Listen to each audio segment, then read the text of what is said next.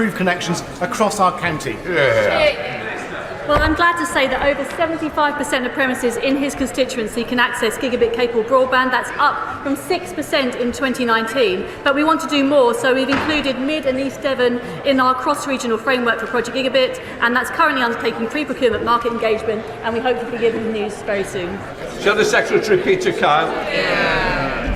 Thank you, Mr. Speaker. The first act of this Prime Minister was to promise a government of professionalism and integrity. Yet here we have a Secretary of State who uses her position to accuse a British scientist of being a terrorist sympathiser. She goes on to use public money to settle her libel, and then she tries to cover up just how much taxpayers' money she wasted. Can she tell the House, are these the actions of someone with integrity and professionalism? Yes or no? Thank you, Mr. Speaker. As the Minister responsible for UKRI, officials in my department alerted me to a tweet which stated, "This is disturbing. Suella Braverman urges police to crack down on Hamas support in the UK," with no further context or wording. This was posted by a representative of an EDI board that sits under UKRI. At the time, like many others, I was indeed concerned and used the forum in which she used to alert UKRI to my concerns. This was highlighted using that medium, but on receipt of the letter, UKRI CEO themselves said that they were deeply concerned and launched an investigation. Thank you, Paul. Mr. Speaker, WhatsApp can be very handy, but it can also be very dangerous.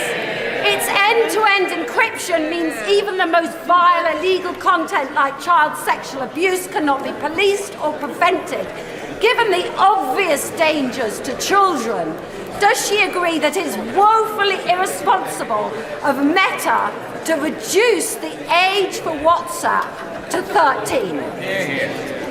Thank you, Mr. Speaker. We are pro-innovation but also pro-privacy. However, it is clearly not right for anyone to be exposed to such harms as sexual abuse, extortion or grooming on any service. Platforms must have robust processes in place to safeguard children in response to the Online Safety Act. Responsible encryption has an important role to play in protecting privacy, but it shouldn't compromise safety, and Ofcom will take robust action when this is compromised. Thank you, Mr. Speaker. At the Lord Science Committee, the Secretary of State said there had been no surveillance of academics in that case. Mr. Speaker, what was the evidence which she based her decision to write to the UKRI Chief Exec on then? Mr. Speaker, I've answered that multiple times. An official alerted me to these concerns. I then saw the tweet myself, and also I asked the department for further advice. The Kettering-based company Intertech is the only company in the world that can manufacture and completely recycle circuit board technology. The potential for it and for the UK is huge. Would the Minister for Science, Research and Innovation be kind enough, please, to visit Intertech in Kettering to see this groundbreaking innovation for himself? Mr. Speaker, Intertech is indeed a great example of innovation in sustainable electronics. I was pleased that they've benefited from £250,000 in UK support, and it would be my pleasure to visit my honourable friend's constituency in Kettering, and I believe we've got a date soon. Gregory Campbell. Mr. Speaker, Northern Ireland should have virtually 100% access to fibre broadband, which is a first in any of these islands, following the confidence and supply agreement with the previous government. Does he agree with me that regions like Northern Ireland and other regions in the UK should take full advantage of that broadband access to maximise employment opportunities across these islands? Absolutely, he's right about the importance of gigabit broadband to the economy. And I'm very glad to say that 95% of Northern Ireland has that access. So it's the highest percentage in the country, and that's a tribute to the work done between central government and the Assembly. Sir Edmundley. Why should people living in rural areas be second-class citizens when it comes to mobile phone coverage? Well, we agree. That's why we have the Shared Rural Network programme that is dealing with a lot of those not-spot problems. Tim Johnson. Thank you, Mr. Speaker. Minister, the number of black students entering into STEM are leaving in great numbers. So can you say what you're doing to identify the challenges and what you're doing to help progression of black students in STEM? Mr. Speaker, the government Government is absolutely committed to expanding STEM opportunities. A key way of doing that is building mathematical capabilities, helping girls and minorities stick with maths. That's why the Prime Minister announced our ambition to see all young people receive maths education until aged 18. Final question, Nigel Mills. Amber Valley has a high incidence of respiratory disease, so what more can the government do to increase investment in research into respiratory conditions in the areas that need that research the most? I'm clinging on to the Medical Research Council is benefiting from the highest ever level of research spend. I'd be very happy to meet with my honourable friend to talk about what more we can do in this important area. We now come to Prime Minister's questions. Sir Lane Saxby. Question 1, please, Mr. Speaker. Prime Minister. Mr. Speaker, we are joined today in the gallery by postmasters caught up in the Horizon IT scandal. It is one of the greatest miscarriages of justice in our history, and that is why we've introduced a bill to quash convictions, delivered schemes to ensure swift compensation, and established an independent inquiry. Mr. Speaker, this morning I had meetings with ministerial colleagues and others. In addition to my duties in this House, I shall have further such meetings later today. Sir Lane Saxby. Mr. Speaker, does my right honourable friend agree towns like Barnstaple, the main transport hub in North Devon serving hundreds of square miles, should have a fully functioning bus station, as Lib Dem run North Devon Council has not reopened ours since the pandemic, leaving residents out in the cold with no public facilities? As people start to feel the difference with tax cuts and falling inflation, does he agree we should be making it easier for people to use the bus, come to town and support Barnstable's local economy? And will my right honourable friend join me in calling on the Lib Dems to get on with reopening the bus station? Well, Mr. Speaker, we know how vital bus services are for communities right across the country. That's why we're providing Devon with £17 million to deliver better bus services, and we introduced the £2 fare bus cap. But I know my honourable friend, the Secretary of State for Transport, was recently visiting my honourable friend, seeing the benefits of reopening Barnstable bus station, and it's clear that the local Liberal Democrats should just get on and do it. We now come to the Leader of the Opposition, Keir Starmer. Can I too welcome the postmasters in the gallery in their quest for justice? And Mr. Speaker, this week we marked 35 years since the disaster at Hillsborough, and the enduring courage and determination of the families must be marked by the passing of a Hillsborough law. Mr. Speaker, we also lost Lord Richard Rosser, a lifelong member of the Labour Party. He will be greatly missed, and our thoughts are with his wife Sheena, his family and friends. Mr. Speaker, I'm privileged to be the proud owner of a copy of the former Prime Minister's new book. It's a rare, unsigned copy. It's the only unsigned copy. It's quite the read. She claims the Tory party's disastrous kamikaze budget that triggered chaos for millions was, her words, the happiest moment of her premiership. Has the Prime Minister met anyone with a mortgage who agrees? Well, Mr. Speaker, all I'd say is he ought to spend a bit less time reading that book and a bit more time reading the Deputy Leader's tax advice.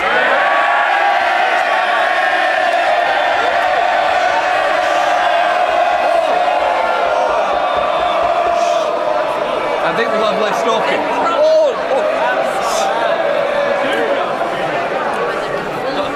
I want to get through PMQs.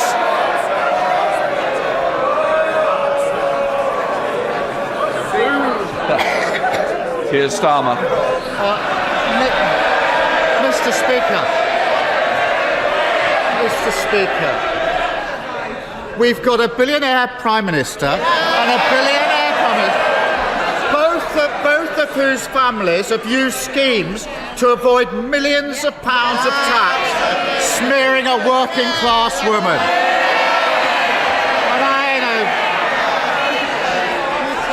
And the Prime Minister, the former Prime Minister, has a long list of people to blame for the economic misery. They don't want to hear it. They made her Prime Minister, and millions of people are paying the price. She's got a long list of people to blame. She blames the Governor of the Bank of England, the Treasury, the Office for Budget Responsibility. The American president is blamed at one point. We even learned that the poor old lettuce was part of the deep state. Does the Prime Minister agree with me that it's actually much simpler than that? It was the Tories' unfunded tax cuts, tens of billions of pounds of unfunded tax cut, that crashed the economy and left millions paying more on their mortgages, wasn't it? Mr. Speaker, everyone knows that 2 years ago I wasn't afraid to repeatedly warn about what her economic policies would lead to, even if it wasn't what people wanted to hear at the time. Mr. Speaker, I was right then, but I'm also right now when I say that his economic policies would be a disaster for Britain. He would send inflation up, mortgages up, and taxes up, and working people would pay the price. Well, I appreciate the Prime Minister having the stomach to say it out loud, but everyone knows it's the Tory party's obsession with wild, unfunded tax cut that crashed the economy. We know it, he knows it, they know it, and the whole country is living it. So when is he finally going to learn the lesson from his predecessor's mistakes and explain where the money is coming from for his own completely unfunded £46 billion promise to scrap national insurance? Mr. Speaker, when my predecessor was running for leader, to use his words, I did have the stomach to argue out loud about her economic policies, had the conviction to say that they were wrong. But not once, but twice, he tried to make his predecessor Prime Minister. Despite him opposing NATO and Trident, ignoring anti-Semitism and siding with our enemies. It's clear what he did. He put his own interests ahead of Britain's. I think actually when he was running for Prime Minister, for leader, he was explaining how he's funneling money from poor areas to pay it into richer areas. We know what his record is. I notice he's not denying the £46 billion promise to scrap the national insurance, but he's refusing to say where the money will come from. And we've been trying for months to get to the bottom of this. So now's his chance. No more spin, no more waffle, no more diversion. I know that'll be difficult. He can either, Mr. Speaker, this is the choice, he can either cut state pension or the NHS that national insurance funds, that's route one, or he can put up income tax. Which one is it? Prime Minister. Mr. Speaker, we've just cut taxes by £900 for a typical worker. We've delivered the biggest tax cut for businesses since the 1980s. But while we're cutting taxes, Labour is already putting them up. In Wales, putting up taxes right now for small businesses. In Birmingham, putting up council tax by 21%. And in London, his mayor has put up taxes by 70%, Mr. Speaker. And this is just a glimpse of what they'd do if they got in power. A few weeks ago, he finally admitted it to The Sun. What would he say he would do? I quote, he said, "We would put up taxes." It's always the same, Mr. Speaker. Higher taxes and working people paying the price. No single politician has ever put tax up more times than he has. But Mr. Speaker, just hang on, because he was given the chance. He was just given the chance to rule out cutting the NHS or state pensions to pay for scrapping national insurance. No, I was a lawyer long enough to know when someone's avoiding the question. So I'm going to give him another chance. Will he now rule out cuts the NHS, cuts the state pension, or putting up taxes to pay for his unfunded £46 billion promise to scrap national insurance? Which is it? Mr. Speaker, I make absolutely no apology about wanting to end the unfairness of the double taxation on work, Mr. Speaker. The NHS is receiving record funding under this Conservative government. Pensioners have just received a £900 increase under this government. But if he wants to talk about tax, let's have a look at what Labour's brand newly appointed tax advisor has to say. This advisor thinks that supporting pensioners is a complete disgrace, Mr. Speaker.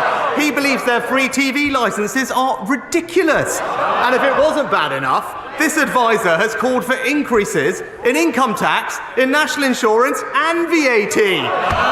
It all makes sense now. That's who the Shadow Chancellor's been copying and pasting from. So this is genuinely extraordinary. Two chances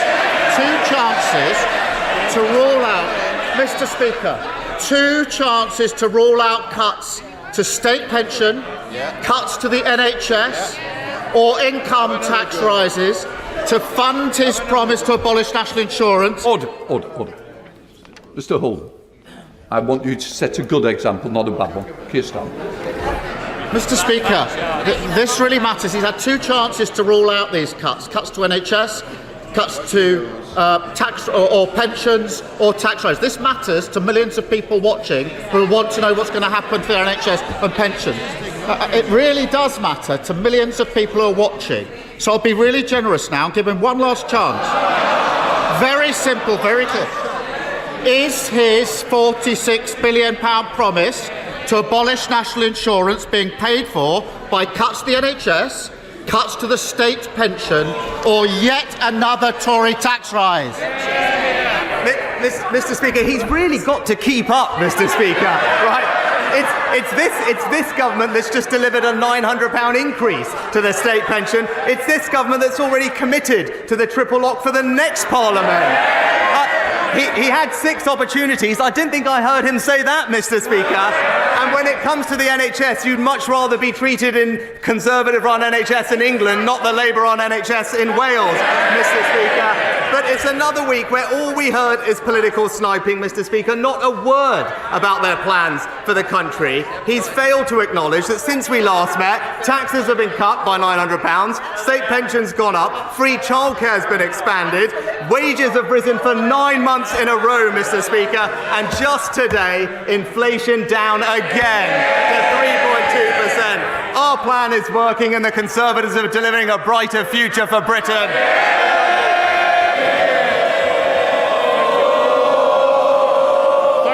Mr. Speaker, you will not be surprised to learn that I very much welcome the £20 million allocated to Carlton in my Gedling constituency as part of the long-term plan for towns. But I'm very eager to see that this money is spent according to local wishes. I know there'll be consultations following the setting up of the Towns Board, so will my right honourable friend join me in urging Carlton residents to take part in those forthcoming consultations, to make sure their voices are heard and to ensure that this money is spent where the people want?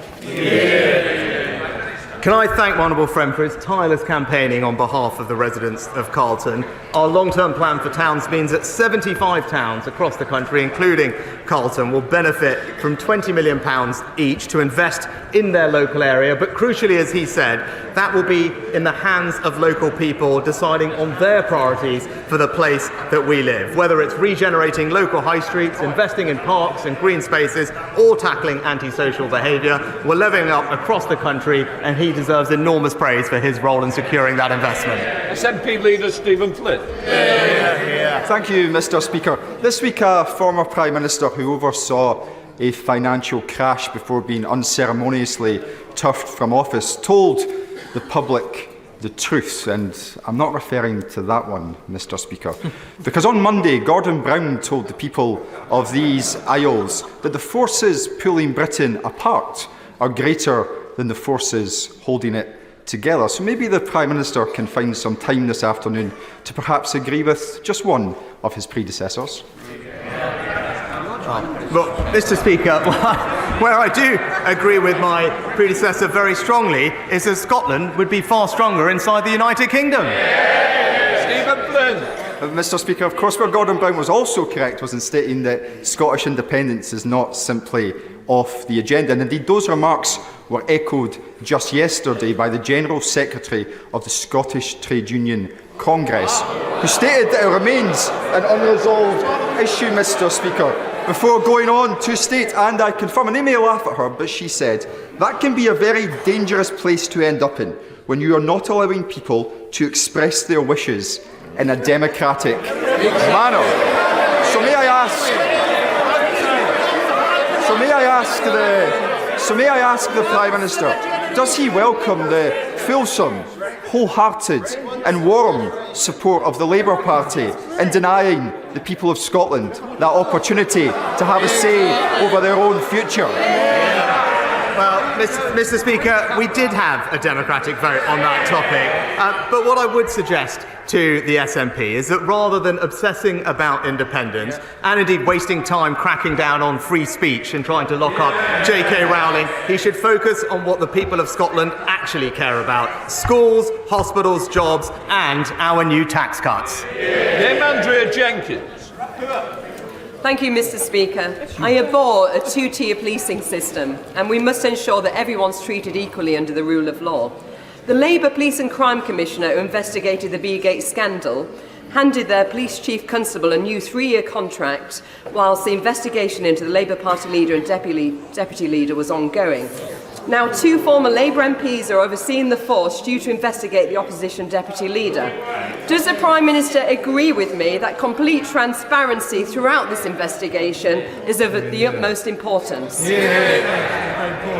Yeah, my right honourable friend makes an important point. A key principle of our country is that there are the same rules for everyone. And when it comes to this topic, I do think the Labour leader should show some leadership. To avoid stop reading the legal advice, simply just publish it and get a grip of the situation. And it says a lot about his priorities, that when it comes to his famed legal expertise, he's more than happy to help defend Hizb ut-Tahrir, but refuses to help his own deputy leader.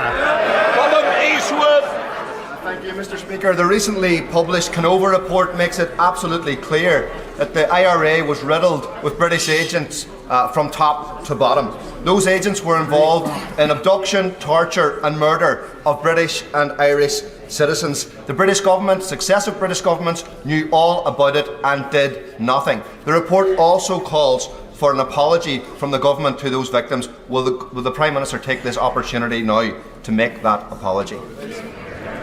Well, Mr. Speaker, as the honourable gentleman will know, this is an interim report. As the Secretary of State has laid out, we can't comment on the findings until we get the final report, but we would never condone wrongdoing where there is evidence of this.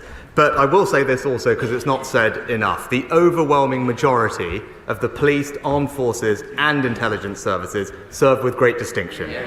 They defended democracy in the face of some horrendous violence, and without their service and their sacrifice, there would have been no peace process. They helped ensure that the future of Northern Ireland will never be decided by violence, but by the consent of its people. Sir Simon Clark. Thank you, Mr. Speaker. Does my right honourable friend agree with me? We don't agree on everything, but we do agree on this, that if anyone wants to see why this government has introduced strong mayors, they need only look to Ben Houchen in the Tees Valley. Because from saving our airport to introducing our free port to bringing steel-making back, Ben delivers. And does my right honourable friend agree with me that the best thing that Ben has done is do this without charging any mayoral tax, which his Labour opponent would need to do to fund his unfunded spending plans? Well, my right honourable friend is absolutely right to raise the great work of Ben Houchen, and I share his concerns about the pledges of the Labour candidate. Over £130 million of unfunded spending, showing that Labour can't be trusted. And we all see the results of this, Mr. Speaker, in Labour-run Birmingham. Taxes going up by 20%. And that is the story of what Labour in local government means. Working people paying the price, and it's exactly why he and I completely agree on this. The people of Teesside should vote Ben Houchen and vote Conservative. Thank you very much, Mr. Speaker. Last year in Shropshire, 10,000 people waited for more than 24 hours in A&E. That's 10,000 people over 65 waiting on hard plastic chairs or in trolleys in our accident and emergency department. The Prime Minister tells us he's got a plan for the NHS, but what people in North Shropshire want to know is how long they are going to have to wait for him to get on and fix the issues where we are. Well, Mr. Speaker, with the record funding that we're putting into the NHS, our urgent emergency care plan is delivering more ambulances, more beds, but also faster discharge through our hospitals to speed the flow, and that plan is working. Of course, there's more to do, but this winter we saw ambulance and A&E waiting times improved from the year before for the first time in many years, and if we stick to the plan, we'll continue to deliver improvement for her constituents and everyone else.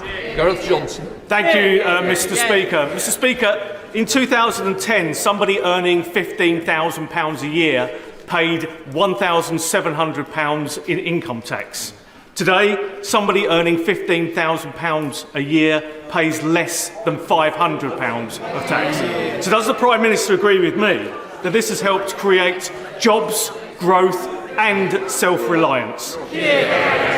My honourable friend is quite right, and because of our plan, the economy after a tough few years has indeed turned the corner. Inflation has fallen from over 11% to 3.2%. It's forecast to return back to target in just a few months, a year ahead of expectations. And that's why, Mr. Speaker, we've been able to cut people's taxes, a tax cut, as he mentioned, worth £900 for an average worker, which, by the way, is part of our plan to end the long-term unfairness of the double taxation on work.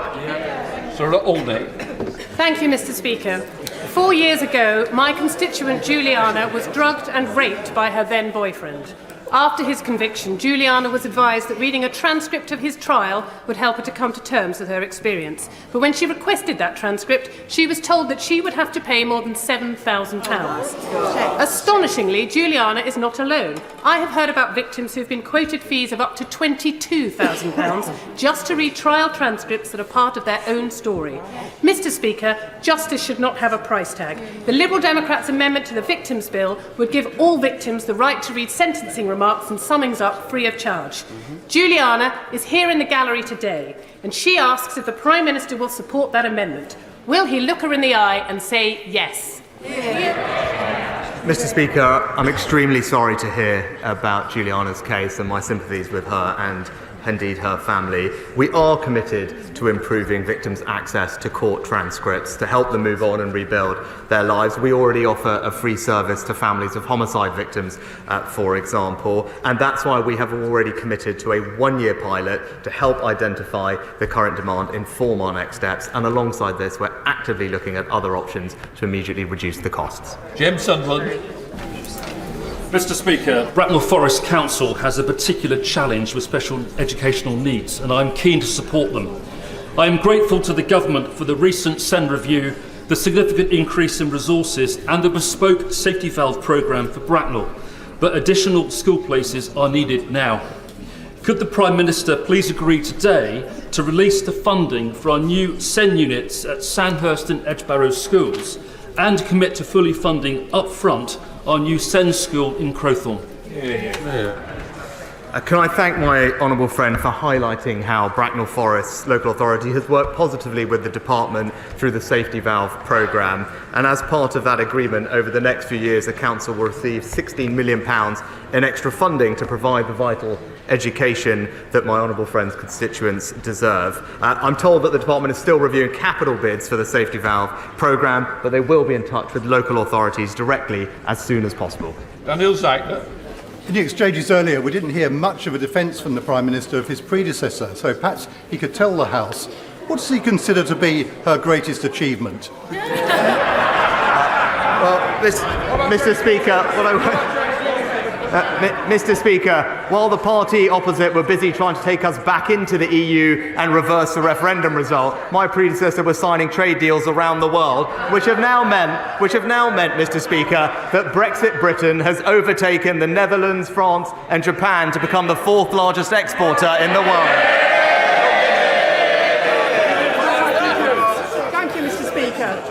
My constituent, Claire Massey, and one of her two children almost lost their lives in a fire at her home in February 2023. Since then, Claire has been a victim of bullying by aggressive claims handlers and negligent and unprofessional conduct, including violating a policy and withdrawing alternative accommodation by the insurer, Policy Expert, part of the accredited Insurance Europe Group and limited Trinity Claims Management. Claire has raised institutional failings with the Financial Conduct Authority, which appears toothless. She's also successfully raised individual issues with the Financial Ombudsman, but the delaying tactics of the insurance means she is no closer to a resolution.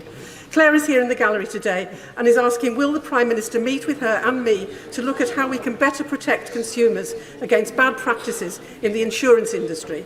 And does he agree with me that it is time to establish an Office of the Whistleblower? My honourable friend is an excellent campaigner on behalf of her constituent, and can I extend my sympathies to Claire and her family. Whilst I can't comment on individual cases, I'm sure she'll understand, I know that the Financial Conduct Authority does have the powers that it needs to take action against firms that breach its rules, and further customers can contact the Financial Ombudsman Service, whose decisions are binding on insurers. But I will immediately ensure that the relevant minister meets with my honourable friend to look more closely at the specific issue and the case that she raises. Isn't too less. Ukrainian Member of Parliament Mykola Stefanchuk is in the public gallery this afternoon. I'm sure we all wish to welcome him and wish Ukraine, Slava Ukraine.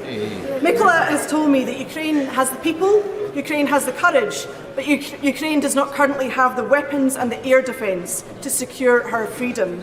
In light of today's Russian attack on Chernihiv this morning, which has killed at least 10 and injured many more, can I ask the Prime Minister, will he respond to President Zelensky's statement that this would not have happened if Ukraine had received sufficient air defence equipment? Mr. Speaker, it was a pleasure to address members of the Ukrainian Parliament when I visited Ukraine earlier this year. Indeed, it was my first foreign visit of the year. I was the first foreign leader to visit Ukraine and President Zelensky to demonstrate our strong support for the Ukrainian people at their moment of struggle against Russian aggression. We've increased the amount of support that we've given to Ukraine this year, indeed the first major country to do so, and a big part of that support concerns air defence, where we have led in supporting Ukraine's efforts. We'll continue to do so, and also continue to encourage other countries around the world to step up and match our leadership, because we all want to see a future for Ukraine based on freedom from tyranny. Mr. Speaker, on a recent visit to Pimlico in my constituency, the Prime Minister heard directly from local people concerned about the eye-watering rise in violent crime and robberies. Does my right honourable friend agree with me that the London Labour Mayor has failed to take advantage of extra government funding to recruit more police, and that on the 2nd of May, Londoners can send him a very clear message: he's let them down? Mr. Speaker, Sadiq Khan is failing London. While burglary is down across England, it's up in London. Violent crime down across England, but up in London. And the Labour Mayor is the only one of 43 police and crime commissioners to have missed his police recruitment target. Londoners will have a chance, Mr. Speaker, to cast their vote on the 2nd of May, and I hope that they kick him out, because we all know they'll be safer with Susan Hall. My local community is reeling from the discovery of 35 bodies and unidentifiable cremated ashes at a local funeral home. Their pain has been made worse when they realise the funeral plans they'd used their life savings for were fake. Does the Prime Minister agree that in these unique and limited circumstances, banks should offer discretion when deciding if chargeback applies to payment refunds? Can I express my sympathies to the families affected by the case that the Honourable Lady raises? I believe that Ministry of Justice are urgently looking at the matter that she's raised. I'll ensure that someone gets in touch with her as soon as possible. Derek Thomas. Thank you, Mr. Speaker.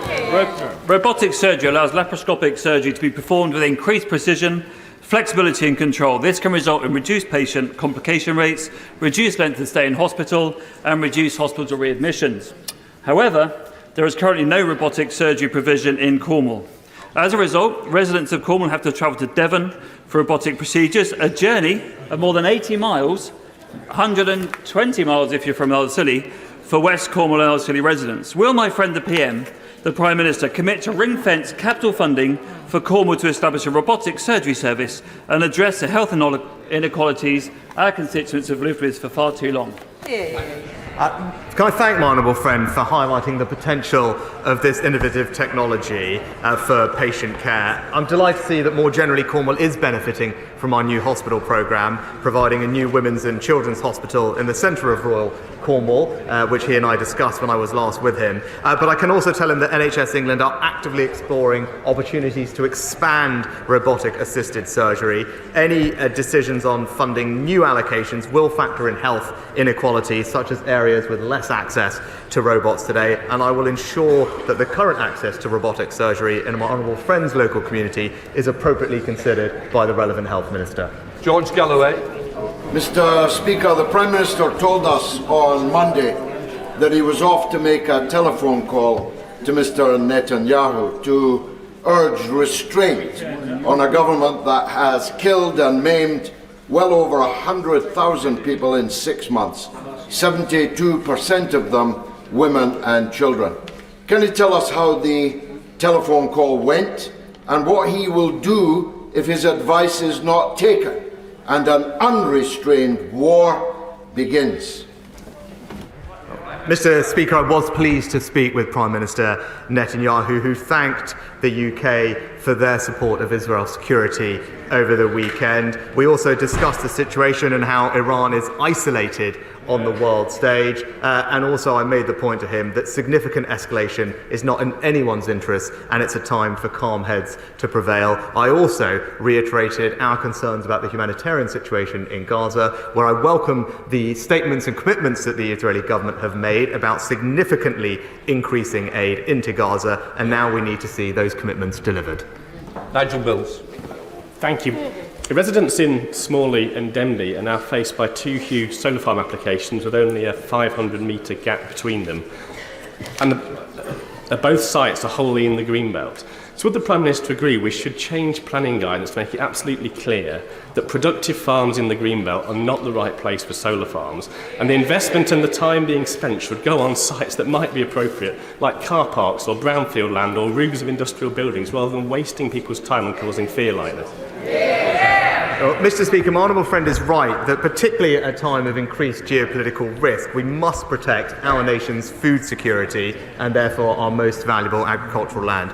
We do want to see more solar, which is one of the cheapest forms of energy, but, as he said, on brownfield sites, rooftops, and away from our best agricultural land. And that's why our recently published National Infrastructure Planning Rules set out the requirement for solar not to be placed on what is described as best and most valuable versatile land where possible. The Energy and Environment Secretaries are ensuring that developers and planning authorities strike the right balance so that we can deliver what he wants, which is more British food grown here at home.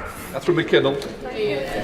Out recently with Chris McEwen, the mayoral candidate in Teesside, it was clear that residents are really worried about crime. Levels in Tory-run Teesside are some of the highest in the country. Residential burglary rate is 52% higher than anywhere else in the country. When will the Prime Minister realise that he's not only lost control of his party, but of crime in this country too? Mr. Speaker, what a joke! But we've got police and crime commissioner elections across the country, and the honourable lady really should look at the record. Under this government, crime has been cut by 50%. 20,000 more police officers. But here are the facts, and this is why it's so extraordinary to hear what she said. People with a Labour police and crime commissioner are more likely to be victims of burglary and twice as likely to be victims of robbery. The facts completely speak for themselves. Vote Conservatives for safer streets. Thank you, Mr. Speaker. Every month, my constituency, the Labour-run Warrington Council, spend nearly £4.5 million on interest payments to cover their £1.8 billion debt. Borrowing they've used to spend on an energy company that went bust, offices in Birmingham and Manchester, and even a business park that they purchased through an offshore company, presumably to avoid paying tax. Does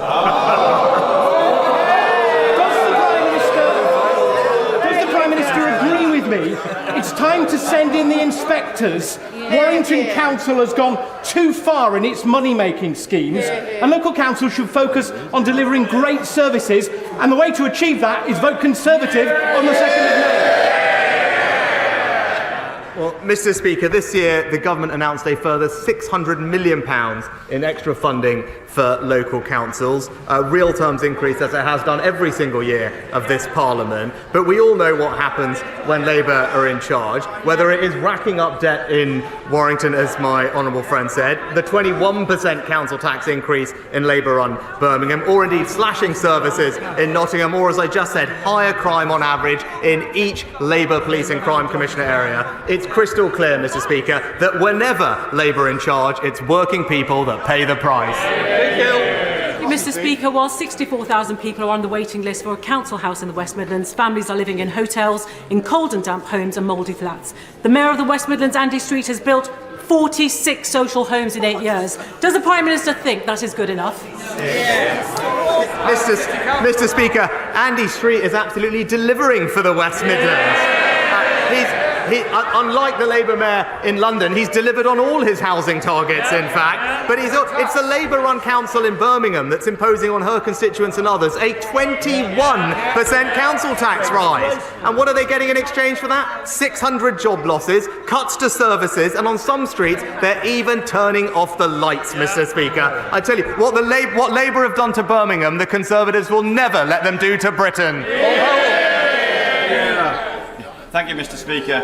Mr. Speaker, can I just ask the Prime Minister to thank his right honourable friend, the Secretary of State for Transport, for further meetings with Hitachi this morning, indeed with the union representatives. We're all glad to see what's happened with Alstom yesterday, but it's important that we do the same to support the factories up at Hitachi in Aycliffe.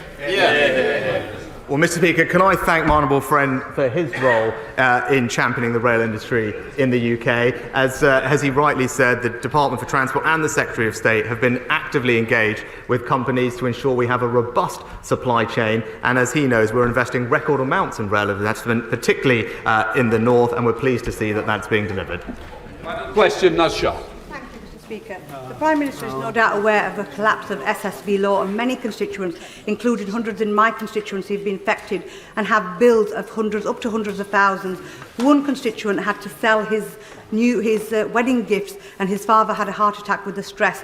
People are having to pay, literally raid their pension pots and getting bills and bailiffs knocking on the door. Will the Prime Minister meet with me and my constituents, representatives of the collapse of SSB law, and make sure the government responds to something that is an injustice that's happened to people across the country? Well, Mr. Speaker, I'm sorry to hear about the situation impacting the Honourable Lady's constituents. I'll be more than happy to make sure the right Minister looks into it and we get back to her as soon as possible. That completes Prime Minister's questions.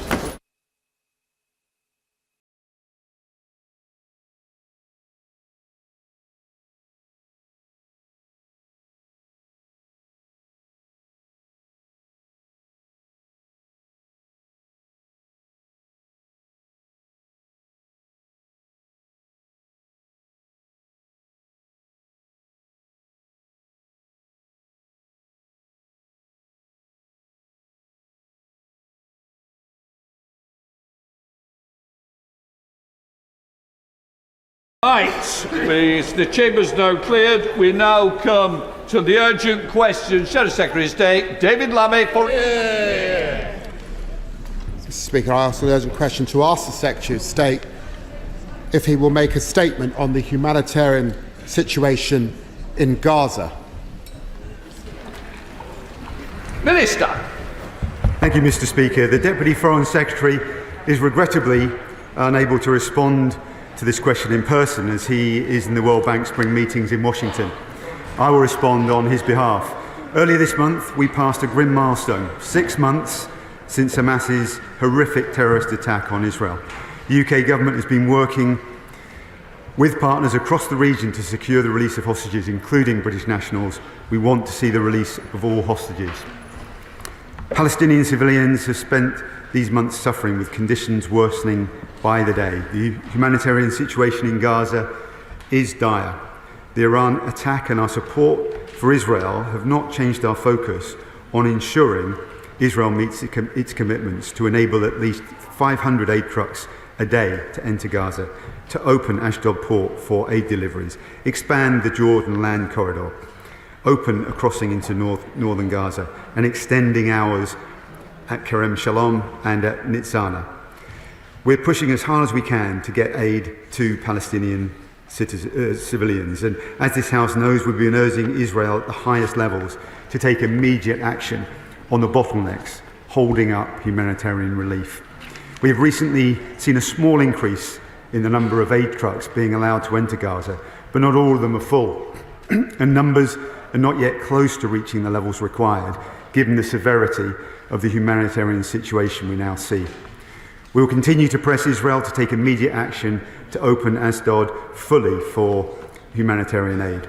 Meanwhile, we recently announced new support for a life-saving aid corridor by sea to Gaza, including the deployment of a Royal Navy ship, which has now arrived in the Mediterranean and is ready to integrate with the US pier and provide a command and control platform. We're also committing up to 9.7 million for aid deliveries through this corridor, as well as providing logistical expertise and equipment. In recent weeks, the Royal Air Force has conducted 7 airdrops along the Gazan coast, delivering more than 58 tonnes of food. And UK Med's field hospital, funded by the UK, is up and running in Gaza. It's treated more than 8,000 people already, a high proportion of them children. We need to see the operating environment within Gaza improve, so that as more aid gets in, it can be distributed quickly, safely and effectively. Israel must ensure the UN has the access, equipment and staff it needs to do this. We were horrified by the attack on the World Central Kitchen convoy, which killed 7 aid workers, including 3 very dedicated British nationals. Israel must do more to protect aid workers, including guaranteed deconfliction for aid convoys and other humanitarian work to ensure they can operate safely. The findings of Israel's investigation must be published in full and followed up with a wholly independent review to ensure the utmost transparency and accountability. 6 months on, Mr. Speaker, however much we might wish otherwise, the fighting has not yet come to an end. We cannot and will not stand by. The Foreign Secretary is in the region this week, pressing for further action. Shadow Foreign Secretary David Lamb. Well, Mr. Speaker, thank you for granting me this urgent question. Conditions in Gaza are desperate and intolerable. Famine is taking hold. There is sewage pooling in the streets. The water has still not been switched back on. Almost nothing is reaching northern Gaza, where people are already dying of starvation. The healthcare system has been utterly devastated. Yesterday, leading NGOs told me about specific blocks and restrictions they face from Israeli authorities in doing their life-saving work. Aid sat waiting, unable to reach those in need, some rotting where they stood. Items removed from trucks without explanation. Doctors are reusing single-use medical equipment from patients who have died. The UN report today said 10,000 women have been killed. Mr. Speaker, this is a description of hell on earth, and it cannot go on. For months, we've demanded that aid flow without restrictions, unfettered, unimpeded, at a level to meet humanitarian need. The UN Security Council has demanded it. The ICJ has ordered it. But despite the pledges made, UN figures show that there was more aid going in some days in January than there was yesterday. So I have 3 questions for the government. First, can the Minister be clear that Israel is not meeting its commitments, and what pressure is the government applying to change that? Second, why has the government not yet announced it's restoring funding to UNRWA? It's shocking that in the face of famine, the UK is one of the last major donors that has not yet resumed funding without explanation. Third, why is the government seemingly softening its message to Netanyahu on Rafah? Let us be clear, 1.5 million Palestinians sheltering there have nowhere safe to go. Mr. Speaker, there can't be a humanitarian operation to meet the scale of need without an immediate ceasefire now. Both sides must agree to comply, and we note that it is Hamas and their leader Sinwar which rejected the latest ceasefire deal. They must urgently agree to end this war now, to prevent the further loss of innocent life, to free the hostages still cruelly held by Hamas, to allow a surge of aid into Gaza. Minister. Thank you, Mr. Speaker. Important points have been made.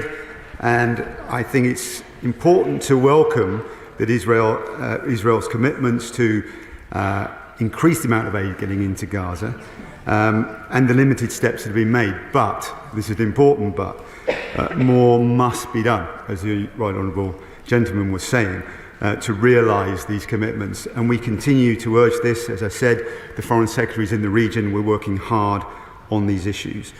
The Right Honourable Gentleman also talked about UNRWA. The final report from Carlton is due at the end of April. We'll review that and then make a decision on the future funding. We do recognise the important role that UNRWA plays. And on the wider point, the more strategic point as well, in terms of our approach, it's very clear we want to see humanitarian pause and then push for the conditions for a sustainable ceasefire. Sir Oliver Hill.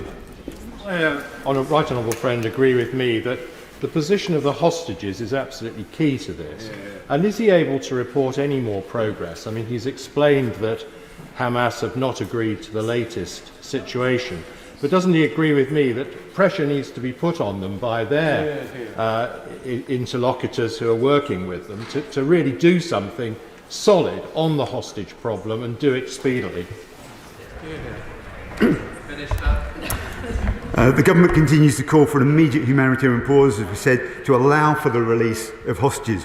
While we cannot provide a running commentary on negotiations, which are highly sensitive and ongoing, the UK is using all of our diplomatic channels to support international negotiation efforts being facilitated by Egypt, Qatar and the US. We come to SNP spokesperson Brendan O'Hara. Mr. Speaker, understandably, perhaps the world's attention has been on the shocking Iranian missile attack at the weekend, but we cannot and we must not forget about the humanitarian crisis in Gaza and the plight of millions of innocent civilians facing a man-made famine and living with the constant threat of attack. Neither can we forget those immensely brave humanitarian aid workers, particularly the 7 World Central Kitchen employees whose status as humanitarians appears to have offered them little or no protection from the IDF. And despite the promises made, the United Nations has reported that this week more than 40% of what they tried to take into Gaza was rejected. And those of us who have been to the border and have seen the efforts of the Egyptian Red Crescent and their warehouse full of rejected medical equipment have a pretty good idea what those items were. And this is an area which has no single operational hospital. But the elephant in the room is arms export licences. And for how much longer is the UK going to send humanitarian aid to Gaza while simultaneously licensing weapons sales to Israel? And wouldn't the best form of humanitarian aid for the people of Gaza be to end supplying Israel with the weapons that will kill them?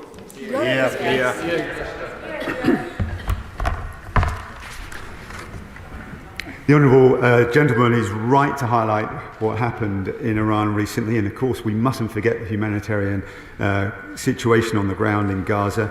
We're working very hard to make sure that aid can come through that he talked about. I highlighted that in my opening remarks. He also talked about exports. The latest assessment carried out by the Foreign Secretary leaves our position on export licences unchanged. This is consistent with the advice ministers have received, and will continue to keep this position under review. But he should remember his opening point about Iran and what's happened recently, and I'll leave it there on export controls. Humanitarian aid getting into the Gaza Strip is very important. And has my right honourable friend noticed in that regard that the White House National Security spokesman said in an interview with NBC in the last couple of days that aid getting into Gaza has increased by a large amount in the last few days. More than 2,000 trucks have been able to get in, about 100 trucks in the last 24 hours alone. 3 bakeries have reopened in northern Gaza in the past week, producing some 3 million pita breads daily, and food aid convoys are now continuing via the newly opened northern crossing.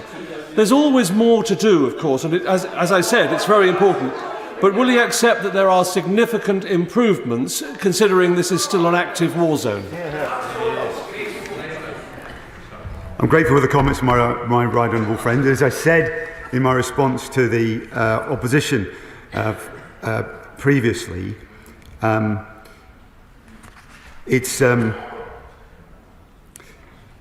Sorry, can you just remember the question again? Sorry, on... Just about aid is improving. Excuse me. Sorry. So we've seen a limited improvement. He says it's been significant. It has, but from a low base. And clearly our aspirations are a lot higher, as I set out before. There are a number of key areas we want to see further improvements. We're working closely with Israel on that. Excuse me. Select Committee Chair, Sarah Champion. Minister, airdrops, promises of harbours, promises of money to come. These are not even touching the sides of the scale of the problem.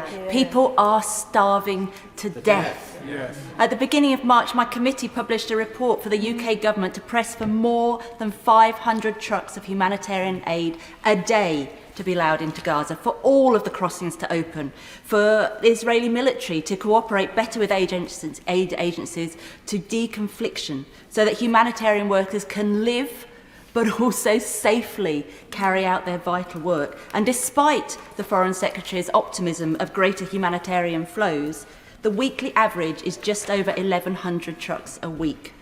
Why is this government not doing more to persuade Israel to meet its responsibilities under international law and facilitate the aid to the people to Gaza? How many more people have to die? Minister. I understand the honourable member's concerns, particularly in her position as chair of the Select Committee, but I have highlighted already that we are pressing incredibly hard with Israel. We are pressing incredibly hard with Israel to make further progress. There has been limited progress, but the Foreign Secretary is in the region and he continues to press for these cases, as does my right honourable friend, the Minister for Development, who's doing important work in this area as well. Maltese.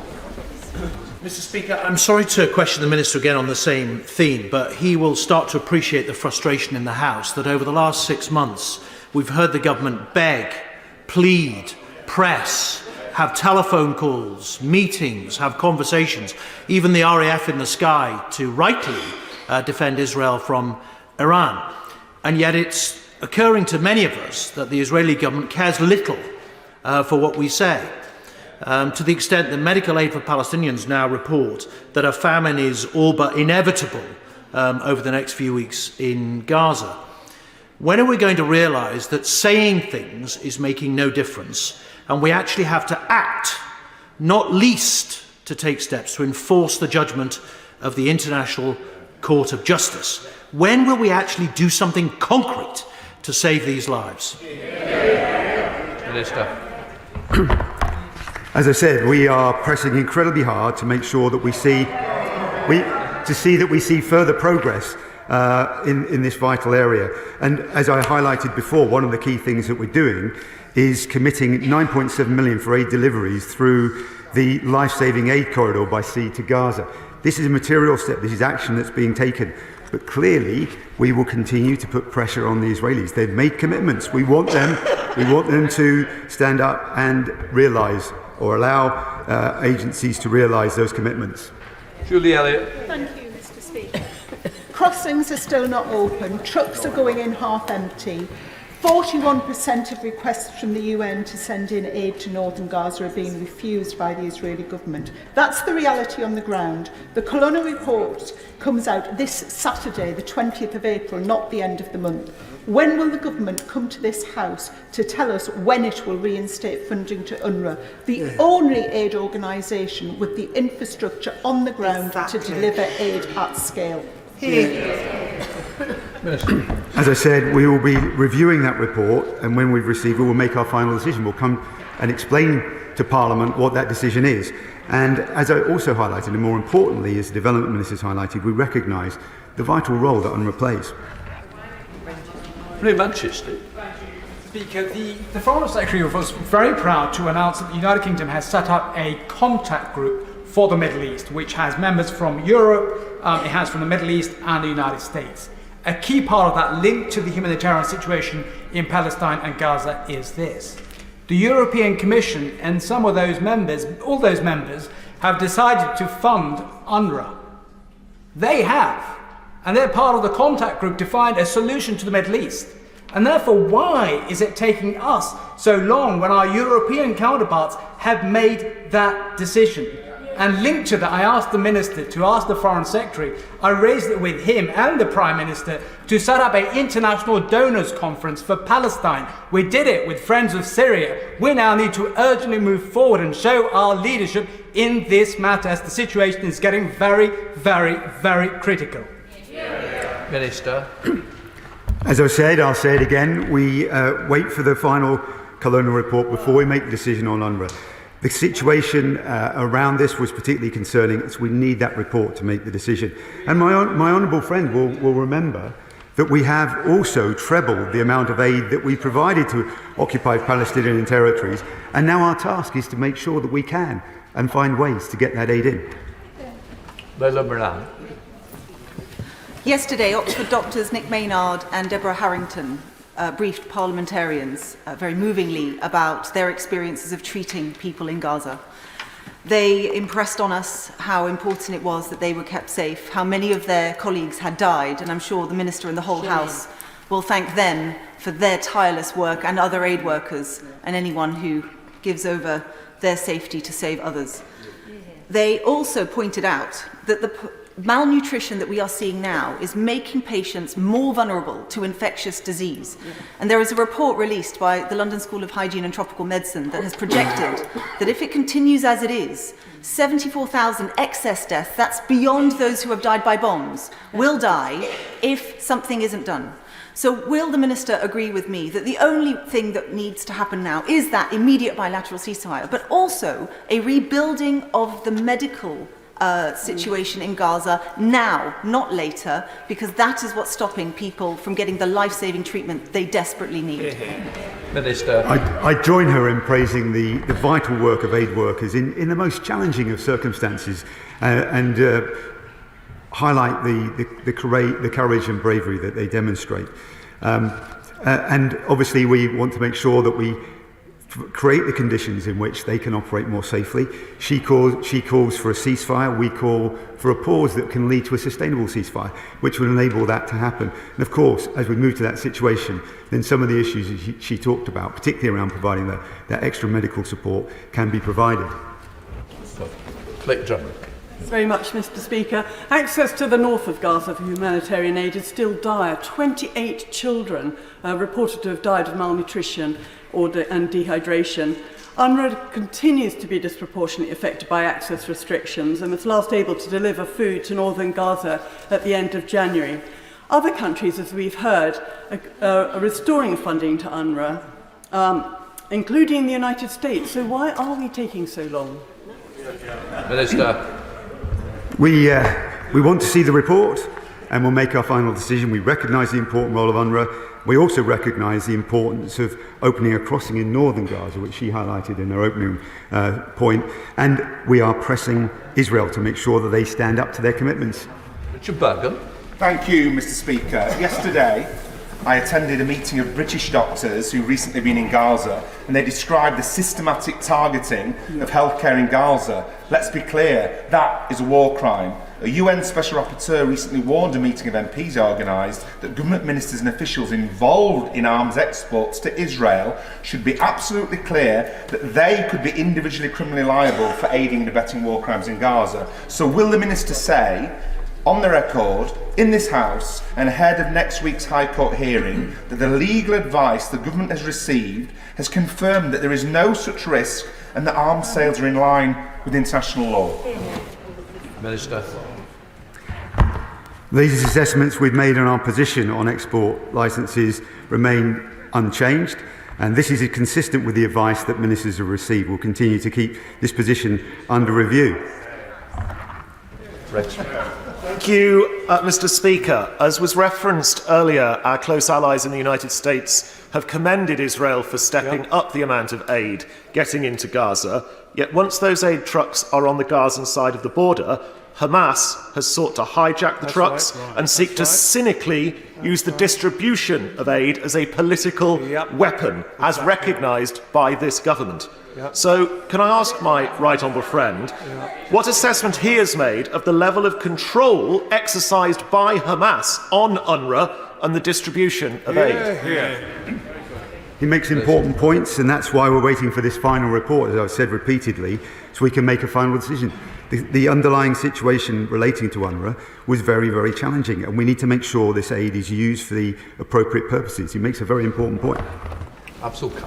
The government rightly condemned Iran for risking destabilization in the region and demonstrating intent on sowing chaos in its own backyard. Yet we have had 6 months of Israel killing civilians, doctors and aid workers, destroying almost all civilian infrastructure in Gaza, cutting off water, fuel and electricity, and severely limiting the supply of aid. This is all in clear violation of international law, has destabilized the region and sown chaos in Israel's own backyard. So will the Minister condemn the action of Israel then too? Minister. Look, we recognise that Israel has the right to defend itself, and we're calling for an immediate pause to get aid in and get the hostages out, as we said. We also recognise the destabilising action of Iran and its acolytes, and we have to make sure we push back and seek to de-escalate the whole situation. Blackman. Speaker, by now there could be a humanitarian pause. Aid could be flowing into Gaza to help those poor individuals who are threatened with famine and the war. But of course, just as the last humanitarian pause was breached by Hamas, Hamas refused to accept having a ceasefire on the terms that have been agreed. That could mean that the hostages could be coming back now. That could mean that the people of Gaza could be receiving the aid. Does he agree with me that Hamas are clearly the obstacle to peace in the Middle East? Minister. Clearly, Hamas are an obstacle to peace. Their actions provoked terrible atrocities in Israel back in October, and we find that abhorrent. We do now, though, want to make sure that we can find a way of tackling these terrible humanitarian situation, as I've described, and find a way to to tackling destabilising activity, further destabilising activity by Iran. Paul Williams. Thank you, Mr. Speaker. Replying to my written question on the 15th of April, the Minister said, "We want UNRWA to give detailed undertakings about changes in personnel, policy and precedents." Has the Minister or any of his other colleagues actively sought these undertakings and changes from UNRWA by contacting them directly? And if so, on what date was that request last made? Minister. The broader issue about UNRWA, obviously, is we're waiting for this final report, and then we can make decisions on the detailed points he's made. I'll raise them with the Development Minister and get back to him. Nigel Mills. On the UNRWA funding issue again, would the Minister confirm that it is inconceivable that the money we would earmark for them will not be given this year? So could he either set out what alternative agencies he thinks on the ground could do the same work and achieve the same outcomes, or would he just confirm we're going to have to give them the money anyway, so we may as well get on with it? Minister. Look, I've already said that UNRWA do and carry out important work and have a vital role, but the situation, the concerns around their activities mean that we have to have this report, and we want to then look at our approach and our funding in relation to it. Rachel Hopkins. Thank you, Mr. Speaker. Oxfam has reported that 1.1 million people are projected to be facing catastrophic levels of food insecurity in Gaza, and children are now starving.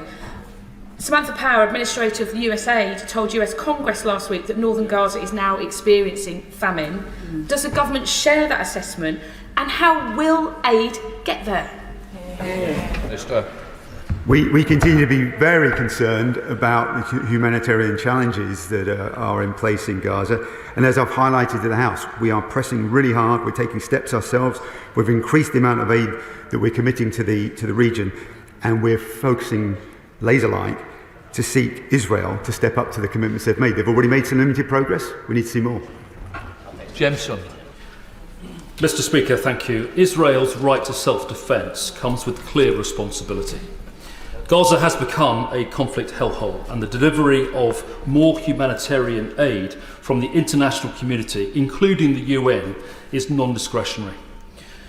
But could the Minister please confirm to the House that everything possible is being done with the Israeli government to ensure that non-combatants are being supported and are not being inadvertently targeted or hit? We've highlighted this with the Israeli government, and I can confirm to my honourable friend that we are pushing incredibly hard. Not only are we increasing the amount of aid that we've given to the region, highlighted to the region, but we want to make sure that that gets through as well. And we've already deployed a number of airdrops which have helped, but there's a lot more that needs to be done. Imran Hussain. Thank you, Mr. Speaker. As has been said, over 33,000 killed, 70% of whom are women and children. The ICJ has warned of a genocide, and more than 1 million are left starving, while almost 2 million are displaced from their homes. Yet, even as the Foreign Office's own legal advice, which they continually refuse to make public, is purported to declare that the Israeli military are breaking international law, and the UN Security Council pass a resolution calling for an immediate ceasefire, the reality remains nothing has changed. The bombs are still falling, the children are still starving, and the civilians are still dying. So let me ask the Minister a very simple question. Does international humanitarian law even mean anything anymore when the UK and international community continue to refuse to draw a line? I understand the passion, I understand his concern about the area, but we continue to have grave concerns about the humanitarian access as well. But this is not sufficient to undermine our judgment that Israel is committed to complying with IHL in general. Madam Kaiser. Israel's military is reported to be using lavender, an artificial intelligence system, to help choose its bombing targets in Gaza. This is machine decision-making over human decision-making and arguably sacrifices accuracy in favour of speed. The lavender system identifies targets which are only reviewed for 20 seconds before authorisation of a strike. What discussions has the Minister had with MOD colleagues about the use of AI in combat, the concerns over error rates and the humanitarian impact on the ground? Minister. Too many civilians have been killed, and we want to see Israel take greater care to limit its operations to military targets and avoid harming civilians and destroying homes. That's the message we give to the Israeli government when we engage with them. John MacDonald. The situation in Gaza is having its impact on the West Bank. Tragically, this week, a 14-year-old Israeli child was found dead, and that set off a process of settlers rampaging across the West Bank. We now know that 4 Palestinians have been killed and others brutally attacked. The evidence is that the IDF soldiers stood to one side and allowed that to happen. A meeting with Israeli colleagues this morning, we hear that the Israeli government now is arresting legal and peace observers in the West Bank. Could the government now make it very, very clear to the Israeli government that observers should be allowed to operate within the West Bank to ensure that peace is maintained, but also could we have a report now in detail on the sanctions that the government is applying to Israeli settlements and Israeli settlers? Minister. I don't know the detail of some of the earlier points that he'd made. I'll welcome receiving that. But in terms of the sanctions, we put them in place. My understanding and memory is that on 2 individuals, we keep this under review constantly, because those actions and what happens in the settlements are important, and the implications it has for the West Bank. Hammer. Thank you very much. The escalation of recent days has been deeply worrying. We have 2 nuclear-armed countries exchanging ballistics, and neither with any reputation for care about civilian lives, and both with agendas of their own. That escalation has occupied the headlines, but the people of Gaza continue to suffer unrelenting military attacks and starvation. The rules-based order and international law have suffered lasting damage, including by the targeting of aid workers and medics. The UK's influence with an out-of-control Netanyahu government has yielded very little. One of the few legal tools available is the suspension of arms export licences. When will the government use that? Minister. As I said in previous answer, our assessment on export licence remain unchanged. We've got one of the world's most robust export systems in the world, enshrined in law through the Export Control Act and implemented through our strategic export licensing criteria. I think it's really important that she recalls and notes not just the humanitarian situation in Gaza, but also what's happening through Iran's destabilising activities as well. Thank you, Mr. Speaker. Humanitarian agencies have concluded that we have passed the point of being able to avert famine in Gaza. Whatever we do now, it will be too late for those people who will have starved to death by the time the aid arrives. That is a stain on the international community. Can the Minister update the House on what specific steps this government has taken to bring about the full implementation of Resolution 2728 passed by the UN Security Council over 3 weeks ago? Pleading, pressuring, pressing the Israeli government clearly is not a strategy that is working. So why doesn't the UK government recognise that consequences and concrete actions can start with the stopping of arms sales to Israel? Minister. We are urging, we're pleading, we're doing everything that we can. We're doing everything that we can to make our case. And we're also tripling the amount of aid that we have to 100 million. And, as I said as well, we're taking action to have this life-saving aid corridor by sea to Gaza. These are important actions that we're taking forward. Carlton Lockhart.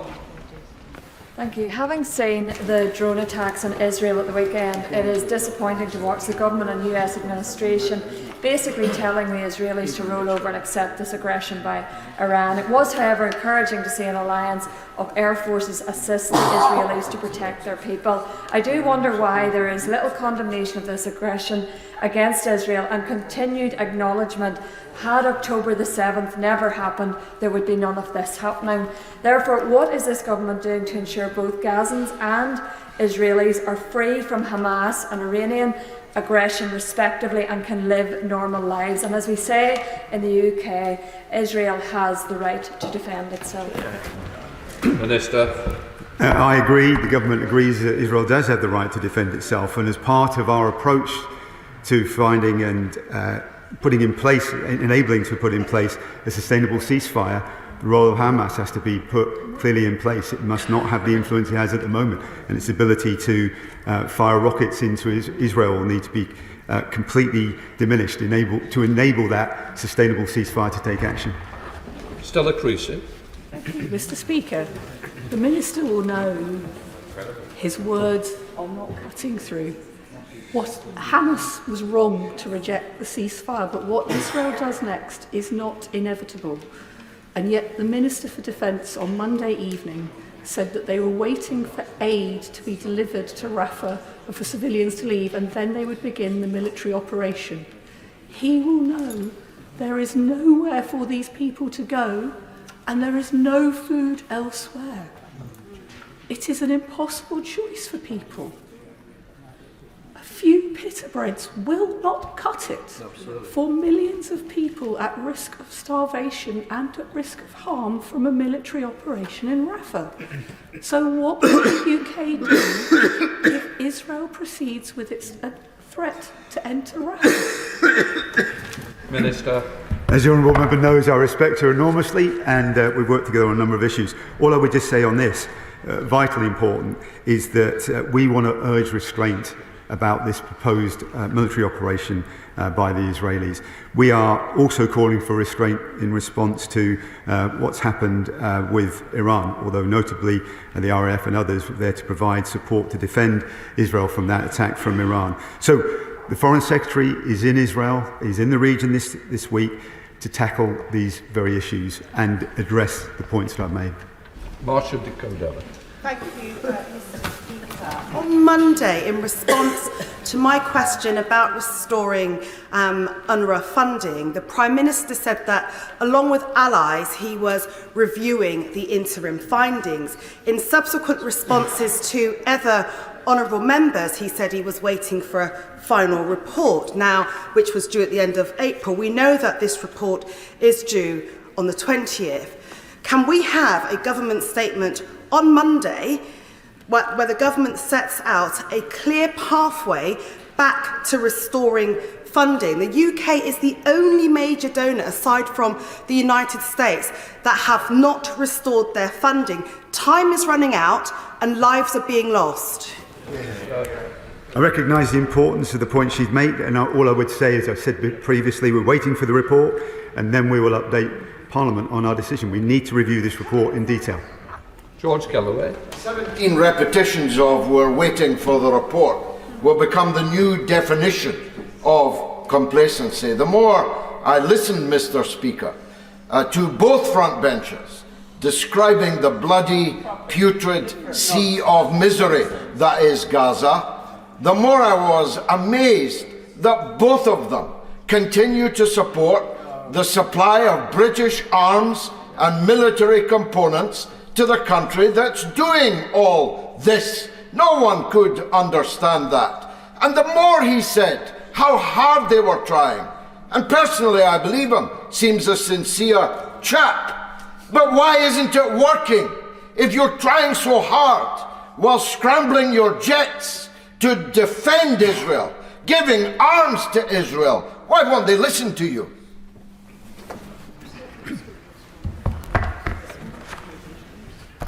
What I say with respect is that the questions that have been asked to me, I think, are entirely appropriate and understandable given the circumstances. I've responded as best I can from the government's perspective. I think the honourable gentleman knows from his extensive experience that the situation on the ground is hugely complex. We're working night and day. Our officials in SCDO are working flat out. We're providing the support we can for Israel and to help tackle the destabilisation. So I understand the passion that he asked these questions for, but he should also understand these are incredibly complex situations. We're endeavouring to do everything we can with Israel to make our case, but they are also having to think about the implications of what's happening and act after a terrible, tragic attack by Hamas and responses by Iran as well. Olivia Blake. Thank you, Mr. Speaker. I'm concerned to hear from the Minister that the allegations that have been made by several organisations that the trucks are half full or less going in makes counting the amount of aid getting into Gaza by truck a difficult statistic to use. Can I ask the Minister what he is doing to ensure that tonnage of aid is getting to the right places? Because quite clearly Israel authorities seem to not be able to deliver on their duties under international law to get aid to the right places. And what more can the Minister do to put pressure on Israeli authorities to do what is legally binding and right to do? Minister. So it's an important point. We need to not just think about the trucks but the tonnage as well. I will speak to Minister Mitchell, the Development Minister on this particular issue as well, and make sure we have extra focus on it. We do need the trucks, we do need the tonnage as well. It's vitally important. Newlands. Mr. Speaker, it's good to finally hear the Labour frontbench seemingly find its voice on this issue after months and tens of thousands of deaths of shameful prevarication, yet still willing to potentially sell Israeli arms. And on the UK government's policy, own policy regarding sales, the criteria for halting arms sales does not require a legal confirmation that breaches of international humanitarian law has occurred, only that it might have occurred.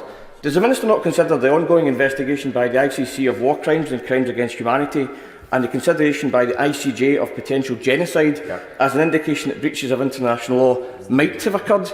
In any event, why would we be so keen to sell arms to someone we've been pressing so hard to cease operations?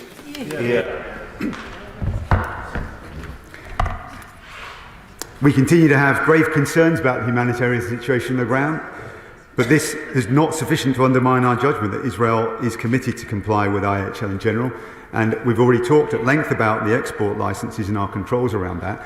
We do recognise that Israel has the right to defend itself.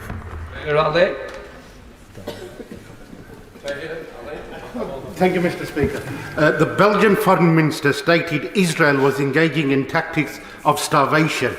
Last month, the Foreign Minister of the Republic of Ireland stated the use of starvation as a weapon of war is a blatant violation of international humanitarian law. This month, Belgium's Minister of Development Cooperation stated Israel's use of hunger as a weapon of war was a flagrant violation of international law. The Israeli Defense Minister was on record as saying, "I have ordered a complete siege on the Gaza Strip. There will be no electricity, no food, no water, no fuel. Everything is closed. We are fighting human animals and we are acting accordingly." When will this government wake up to the reality that innocent Palestinians are dying and take actions to stop them from dying from hunger and starvation? Minister. We're working hard to get the aid in, as I've already highlighted. That's absolutely critical. And we're also calling out the Israeli government to make sure that, recognising that too many civilians have been killed, we want to see Israel take greater care to limit its operation to the military targets and avoid harming the civilians and destroying homes, as he's indicated. Curran Buck. I think the world is astounded by the fact that we are having to rely upon sea corridors and airdrops for the delivery of aid when we know that the only way that we will prevent starvation in the hell that is Gaza is through mass truck supply and an UNRWA-assisted delivery. Can the Minister explain to us the government's assessment of whether the current supply of aid through trucks, air and sea is sufficient to prevent imminent famine? Minister. We've seen limited improvements. I've highlighted that already, but we want to see Israel stand up to its commitment to increase the total number of aid trucks to at least 500 a day and increasing the capacity through the Jordan land corridor to 100 trucks a day. So there's clearly more work that's required, and it's important to highlight as well, it's not just us, this is an international priority where we're working with our other partners. Tamsing Desi. Thank you very much. Mr. Speaker, given the horrific scale of killing and the starvation of Palestinians, especially children, we need an immediate ceasefire, release of hostages, and the Netanyahu government must allow unimpeded aid into Gaza rather than continually blocking it. However, there also needs to be a process of investigation, accountability and justice given the serious allegations of war crimes, whether that's through the ICC, the ICJ or the UN Commission of Inquiry. But the UK government presently doesn't find any of these routes acceptable. So for the record, Minister, could he please highlight which of these accountability mechanisms does the UK Conservative government find acceptable? Minister. We respect the role and the independence of the ICJ, but our view is that Israel's actions in Gaza cannot be described as genocide or the points that he's been raising. And we're also remain clear that formal determination of genocide should be based upon the final judgment by a competent court. Deirdre Black. Mr. Speaker, could he just explain to me the rationale, this is something that's puzzled me for some time, behind advocating a humanitarian pause in the bombing, allowing medical aid, food, water, basic supplies into Gaza, and then presumably just permitting the killing to start up again? I mean, bombing civilians is a crime against humanity. Isn't it time for humanity to be reasserted here and for the immediate ceasefire that so many have called for to be started now? Our position, the government's position, is that we need a pause, we need to get aid in, we need to get hostages out, and then work for the conditions for a lasting peace. And we have to recognise Hamas's role in getting to this point as well. And in those conditions, we need to remove Hamas's capacity to launch attacks against Israel and make sure that it's no longer in charge in Gaza. That's sharp. Can I just say thank you to my constituents who organised a gathering for the Palestinians in the north in my constituency this weekend for Eid gathering, which I attended, and there I met Palestinian Gaza health aid workers, and I heard lots of stories, and one of them, similar to the one which is a lady who had given birth to triplets, Nuzza Awad. Her babies should have weighed approximately 6 to 8 pounds each, but actually they weighed just 2 pounds each, and they haven't even developed their thighs because of malnutrition. We know that 27 children have died so far, according to confirmed reports of malnutrition. We send the RAF jets in to support Israel when they are attacked, yet Israel does not heed the British government's warnings to get humanitarian aid in. So rightfully, people are asking, why is our government so weak when it concerns saving the lives of children? Minister. Some of the points you've made are absolutely tragic. It's heartrending to hear. But I just want to reiterate that we do want to see change. We're pushing for change, and we're taking the action to make sure there's more aid available. We just need to get those conditions now to enable the aid to come forward and get through to the people that need it on the ground in Gaza. Clive Atherton. Mr. Speaker, I wasn't a bigger part of not standing. Will the minister say why it is when the Israeli government is not listening to him about aid getting in, that the government are still considering selling arms to Israel? It cannot be the case that we are pleading with them so much that the government then accepts that situation and continues to sell those arms. Absolutely. We're working hard with the Israeli government on humanitarian issues which I've highlighted. Our export controls are in place and our approach remains unchanged. We do have to recognise that Israel does have the right to defend itself. Thank you, Mr. Speaker.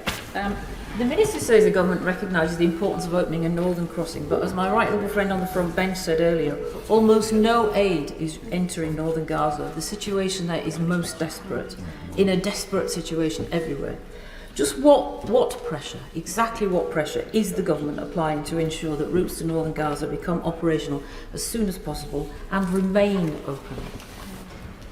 Minister. It's part of our ongoing diplomatic efforts with Israel and with our like-minded partners as well, who are committed to providing aid to get that in. And one of the key things that Israel's committed to is to that northern route. She makes that point very importantly, and that is one of those elements that we're continuing to urge Israel to stand up and commit to. Ronnie Cowan. F-35s are reducing Gaza to dust. During Pinochet's brutal rule in Chile, the workers of Rolls-Royce in East Kilbride refused to manufacture parts for the Chilean Air Force and were hailed as heroes. Why?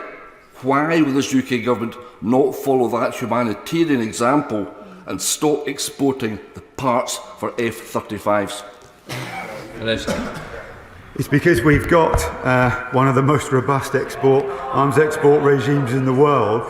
And as I've said, we need to recognise Israel's right to defend itself. He probably noticed what happened over the weekend with the attacks from Iran. These are not just important for what happens in Israel, vitally important that is, and for those involved in Gaza. This situation has ripple-out effects that destabilise in the region, have global implications as well. Ian Byrne. We were told a month ago that 1.1 million people face catastrophic levels of food insecurity in Gaza, and we're reduced to airdrops. The situation in northern Gaza is horrific, and it's a consequence of political choices. The World Food Programme has said the Syria is largely being cut off from aid and recorded the highest levels of catastrophic hunger in the world. 28 innocent children reported to have died of malnutrition and dehydration because of political choices. What meaningful, strong actions will the government take to ensure international law is upheld and to ensure that all Palestinians have a right to food? Well, I think I've highlighted already the steps that we're taking. We also highlighted the commitments that Israel have made, and that's what we're asking Israel to do, is to step up to its commitments. It's made limited progress. We want to see much further progress to help those people on the ground. Thank you, Mr. Speaker. According to UNICEF, one child in Gaza is killed or injured on average every 10 minutes. Yesterday, Israeli occupying forces struck a playground in the Maghazi refugee camp in central Gaza, massacring at least 11 people and injuring many more. The Deputy Foreign Secretary has boasted about how proud his government is to be supplying Israel with arms, even while it commits such crimes against humanity, and has been found by the ICJ to be plausibly committing genocide against the Palestinian people. So can the Minister tell us categorically whether or not arms exported from Britain were used in the strike on the Benghazi refugee camp, and for that matter, whether the three British aid workers who were killed at the beginning of the month were killed by weapons manufactured in Britain. As already highlighted, we have strong export controls, and the point that he makes, an important point, is we've asked Israel for a assessment and an investigation to take place, and an independent investigation to take place as to what happened in that situation. Debbie Abrahams. Thank you, Mr. Speaker. We continue to call for the immediate release of all hostages, for an immediate ceasefire, unhindered humanitarian aid, adherence to international law and accountability for any breaches, and an immediate international efforts for a two-state solution. But on aid and on international law, between the 6th and 12th of April, 41% of UN-coordinated missions to northern Gaza, where famine is underway and children are dying by the minute. And the obligation the Israeli authorities have to facilitate humanitarian war is a matter of law. It's not just about access, they have to get to where it's needed. I appreciate the difficulties that the Minister has found himself in today, but I push again on why the government is so ineffective in getting support. We've had months upon months of saying that things are going to happen, and it never has. Why have they been so ineffective? And what are they going to do to make sure Israel adheres to our requests? Minister. I've highlighted that there has been limited progress, so that we have made some progress in our arguments, along with international partners with Israel. And now we're pressing for those other areas to be dealt with, including northern access. It's a vital priority, and we're pushing hard. And as I said, the Foreign Secretary is once again in the region this week to address these issues. Matt Weston.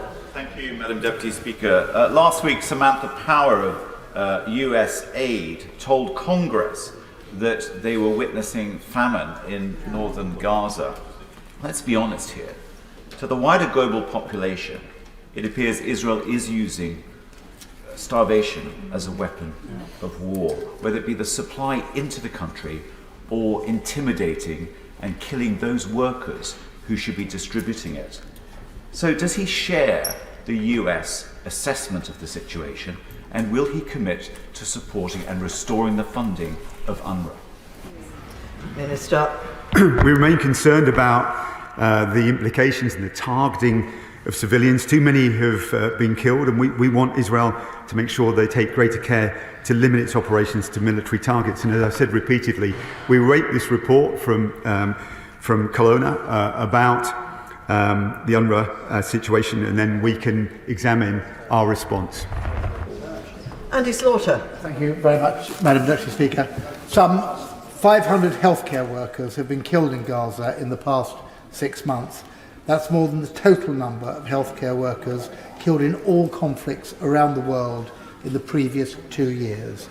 Does the Minister agree with Professor Nick Maynard, the British surgeon recently returned from Gaza, that healthcare workers are being deliberately targeted? And if so, why is the UK still supplying arms to Israel? Minister.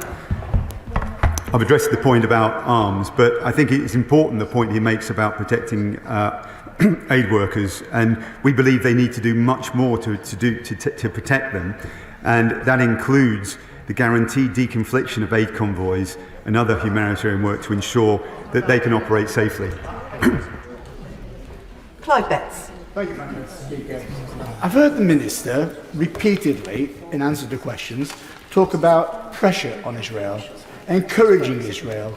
I hope that Israel will respond. When will he actually stand at the dispatch box and accept that for all the government's urging and encouraging, the situation is actually getting worse. So what is he going to say in concrete terms that the government is going to do now to get aid through, to make sure Israel lives up to the promise it makes and doesn't deliver on? And just additionally to that point, please don't give me an answer about the strength of our arms sales licence regime. How can it be morally right to provide arms to Israel being used in the killing of women and children and worsening the humanitarian crisis? Minister. As I've highlighted, we've trebled the amount of aid that we are putting into to support those people. We recognise as well that Israel is an occupying power, so we have to work with them to enable these things to happen. And the important thing is we are seeing limited progress, and as I've said, now we're pushing and pressing to see further progress in achieving the aims and the commitments that Israel has already set out. Thank you, Madam Deputy Speaker. The Minister, I hope, remembers Hind Rajab, the 6-year-old Palestinian girl who was trapped in a car with nothing but a mobile phone, her own cries for help, and a paramedic queue struggling to get to her. They and Hind were all killed that day. An IDF investigation concluded that its forces were not present near the vehicle within firing range. A subsequent Washington Post investigation disagrees. I raise that case, Madam Deputy Speaker, to remember Hind, but also because whenever the Israeli Defence Forces' actions result in increased civilian suffering or reduced humanitarian aid, as in the killing of aid workers, the government's response is to call on Israel to investigate itself. Is that really the only way to ensure accountability and reduce suffering? On the specific point about aid workers, I did highlight that we also want to have an independent review as well. It's really important that they're protected. We need to understand the situation that happened on the ground. And she highlights, importantly, that we are also urging Israel to take greater care in limiting its operations and the impact it has on civilians. Jonathan Edwards. Madam Deputy Speaker. Following the Iranian attacks of the weekend, we are one step away from the precipice of a regional war. And the comments of the Foreign Secretary this afternoon following his meetings with the Israeli government that he believes Israel is minded to act should worry us all. The British government rightly emphasised the need for de-escalation, but does it recognise that de-escalation must begin in Gaza? Minister. We need to de-escalate the whole situation and do everything we can to use our influence in that task. We've highlighted already what we're asking Israel to do and urging them to do is a humanitarian perspective in terms of their stated aims to carry out further military action in Rafah. And then there's the wider area as well. So we're working along with our partners in the region, around the world, to find ways to de-escalate the situation more widely. It is multifaceted, really complicated, but we're finding ways to bring that influence to bear because we do not want this to escalate any further. Barry Gardner. Thank you, Madam Deputy Speaker. Every member of this House knows that it was that great Conservative statesman who said that all it takes for evil to prevail is for good people to stand by and do nothing. Today, the Minister has, and he's a good man, we know that. He must have been embarrassed. He stood there, he's wrung his hands, and he's told us that the Prime Minister, our Prime Minister, has pleaded with the Israeli Prime Minister. When did the party of Edmund Burke become the party of complicity and appeasement? Minister. I'm not really sure that question deserves an answer, to be honest. Look, we've already highlighted cross-party these situations are complex. We're working incredibly hard with all our partners. I think that's recognised by the opposition front bench as well. Of course, it's challenging, but please don't lower the tone that way. Alan Bright. Madam Deputy Speaker, so 1.1 million civilians in Gaza are currently at risk of starvation due to Israeli aid blockade.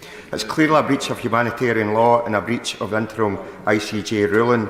Now, the UK government actually tacitly recognises the breaches because they're trying to bypass the Israeli blockade using the Royal Navy. But the UK government's incoherent position is, rather than call out Israel, the Minister says they're urging and pleading Israel to change tack, while still selling arms to Israel and withholding funding to UNRWA. Now, the interim Kelowna report confirms UNRWA's neutrality. All other major donors, apart from the US, have restored funding. So what is it that's making UK government wait in the final Kelowna report before restoring funding? Are they sitting intelligence that's somehow not available to all these other partners? Minister. We've made it clear that we want to see the full report and then we'll make a decision. Ruth Cadbury. Thank you, Madam Deputy Speaker. Between the 6th and the 12th of April, 41% of UN-coordinated aid missions to northern Gaza were impeded or denied access. The Israeli authorities' obligation to facilitate humanitarian support is not just about getting trucks in, it's about getting aid to where it's actually needed. That is a matter of international humanitarian law. So does he really think that less than 60% getting in is an acceptable rate? And does it really show the government's diplomatic efforts to be successful? Minister. We're seeing some success enabling and encouraging Israel to allow more of these trucks in. And as I said, it's limited progress, but it is progress. But clearly there's a lot more that needs to be done. And we're working with our partners to make sure we can do that. Carol Monaghan. Madam Deputy Speaker, testimony from an Israeli intelligence officer reveals that IDF soldiers were authorised to kill 20 uninvolved civilians for a single Hamas operative. Wow. Israel is flagrantly in breach of the principle of proportionality, and frankly, UK diplomacy is not working. So what will it take for the government to finally admit that Israel is breaching international humanitarian law and cease arms sales? Minister. We talked about this a number of times in this urgent question and our responses. And I'm just about to answer that particular question. Thanks for the encouragement there. We have grave concerns about the humanitarian access, but this is not sufficient to undermine our judgment that Israel is committed to complying with IHL in general. James Murray. Last week, Samantha Power, the Administrator of US Aid, told Congress that northern Gaza is now experiencing famine. Almost no aid is entering northern Gaza. So does the Minister agree this situation is intolerable and unacceptable? And what exactly is the government doing to make sure it changes urgently? Minister. Yeah, the situation is incredibly challenging, and one of the things, and I've said it already in answer to one of the earlier questions, is that in the commitments that Israel have made, one of them is about access in the north, and that's what we continue to urge Israel to now live up to its commitments so that aid can come in from the north, as well as more aid, more generally, into help those on the ground in Gaza. Richard Ford. Thank you, Madam Deputy Speaker. Jim Henderson from Cornwall served in the Royal Marines for 7 years before working in Gaza. He and the aid convoy that was travelling from the north that he was supporting, they were following the right procedures and they remained on the correct route. It is understandable that the death of Jim and his fellow Brits should have seized our attention here at home and led to an investigation by the IDF. But the Secretary-General said a fortnight ago the death of all 196 aid workers killed in Gaza in the last 6 months should be subject to independent investigations. Does he agree? Minister. I've already highlighted how important it is that we urge Israel to do much more to protect aid workers. We want to make sure that there are guaranteed deconfliction of aid convoys, and we need to do other humanitarian work to help. And I want to pay tribute to those individuals who've done heroic work, including those that he highlighted. I think the honourable member will recognise that that individual he referred to is a constituent of my honourable friend, the member for Truro and Falmouth, who've been working, as I understand it, closely with their families, and I'm grateful to her for that. Michael Shanks. Thank you, Madam Deputy Speaker. The Minister on a number of occasions today has said how complex the humanitarian situation is on the ground. UNRWA is the aid agency with most of the logistical and organisational network to deliver that. On Monday, the Prime Minister was asked a number of times around the interim report that he says the government has received. Will the Minister commit to publishing that in full, and the discussions that he says he's having with allies on what should happen next, will those be published so that we know what it is that's holding back the UK from being the last country not to fund UNRWA? The thing that's holding us back from signing off our approach is seeing the report. That's what we need to wait for. It's coming very, very soon, and we will be responding to that in full. Alison Thewlis. The Director General of the World Health Organization, Dr. Tedros Ghebreyesus, has talked about the devastating destruction of Gaza's hospitals, including the dead bodies still being removed to the ruins of Al-Shifa. Will the United Kingdom fund the World Health Organization and other charities on the ground in Gaza to rebuild the shattered hospitals that have been destroyed under Israeli bombardment, and will he deliver the ceasefire necessary to allow this construction to happen, because that cannot happen while there is no construction materials going into Gaza? She makes a characteristically thoughtful point, and an important one about reconstruction. I think our immediate approach now is about the pause, getting aid in. That's got to be the top priority right now. But then as we look forward, let's get those conditions in place to have a sustainable ceasefire, and as part of that we can work through how that construction or reconstruction would take place. Kerry McCarthy. Thank you.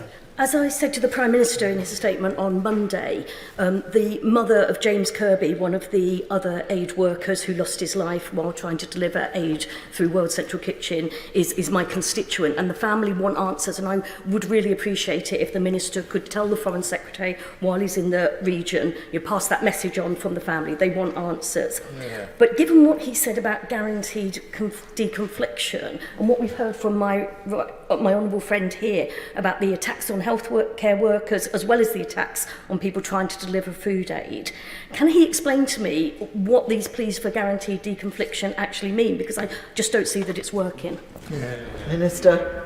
Well, it's. I'd also just like to pay tribute, as she has, to James Kirby, and our thoughts are clearly and our prayers are with his family. The work that we're doing to raise this point with Israel is important, and we want to find ways to make sure that we deconflict these aid convoys. I think Israel has recognised that there are challenges there. They're going to be carrying out their own report, and there needs to be this further independent review that can help find ways to make sure that this deconfliction can be meaningful and strong. Jim Shannon. Thank you, Madam Deputy Speaker. Can I first of all thank the Minister very much for his response to all the questions. It's quite clear the Minister is a Minister with compassion, and he wants to answer in the best way, and we thank him for that. I had occasion last week, Madam Deputy Speaker, to be in Israel. I had occasion to visit some of the kibbutz where innocent Jewish people were murdered. I had occasion to visit the Nova musical festival where over 1,000 young people were murdered as well. And I had occasion to meet some of the families. All of that as a result of Hamas terrorism upon the Israeli people. The reason why we have got a humanitarian crisis in Gaza is because of Hamas. So can the Minister confirm what discussions have taken place to open wider channels to allow medical aid in and to allow ill people to come out to have medical interventions free from harassment and intervention from Hamas? I thank the Honourable Member for Strangford for his comments, and I regard him as a very good friend. He's right to highlight the role in Hamas and what they've done to get to this situation, and now we are working collectively to figure out how we can best address these situations. Medical supplies are key. We will be providing those. We're providing support in terms of shelter. We've been helping with airdrops. We know there's more that needs to be done. That's clear across the House. There's frustration in this task, and I'm grateful to all the colleagues here across the House for, on most of the occasions, measured comments, and I understand their concerns. I'm also pleased that people haven't resorted to cheap party politics here. These are incredibly difficult challenges, and I'm very grateful for the questions and the challenge that's being provided. It's constructive. We'll use that to help make the case to those on the ground that need to hear it. Thank you. Thank you. Thank you. I thank the Minister. That concludes proceedings on the urgent question. Points of order come after statements, after urgent questions and statements, unless it's directly related to the statement, the UK we've just had. It is a point of order, Chair McCrory. Thank you, Madam Deputy Speaker, and I apologise for not giving you forward notice of my point of order, but it is something that has just occurred. The member for Tiverton and Honiton just referred to the death of one of my constituents, which has just recently happened in relation to this urgent question, without notifying me. And the reason I raise this today, Madam Deputy Speaker, is this is an incredibly sensitive time, and I have connected with the family through the Foreign Office and Development Consular Service, which is the right and proper thing to do, and I am nervous that his name is being taken to score points across the chamber when it is completely inappropriate to do so, and I wonder if you could advise me how we can avoid this in the future. I thank the Honourable Lady for her point of order. I noted the exchanges to which she refers, and it did occur to me as the exchanges were taking place that the Honourable Member for Tiverton and Honiton should have thought twice before mentioning the name in very, very, very sensitive, sad, indeed tragic circumstances of the constituent of another Member of Parliament. I wonder if he would like to apologise. Point of order, Madam Deputy Speaker.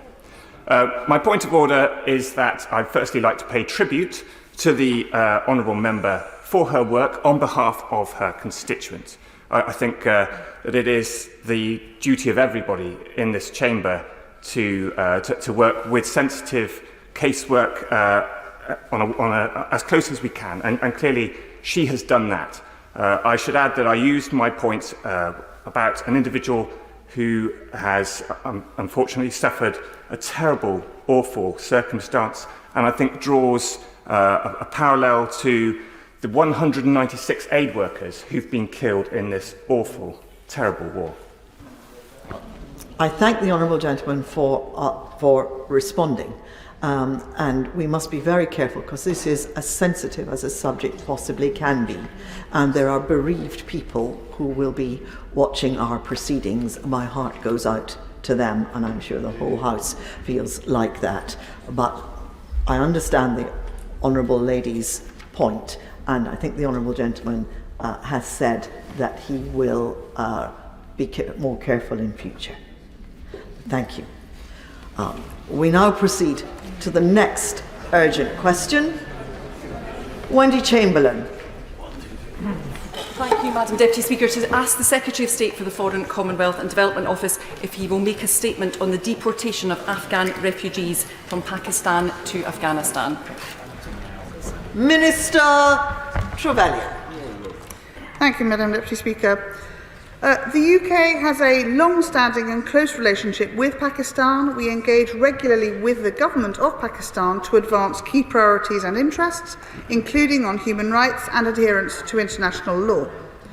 We are closely monitoring Pakistan's policy on the deportation of Afghanistan's citizens from Pakistan, and we are working with the UNHCR and with IOM to ensure that Pakistan adheres to its international human rights obligations with respect to those affected.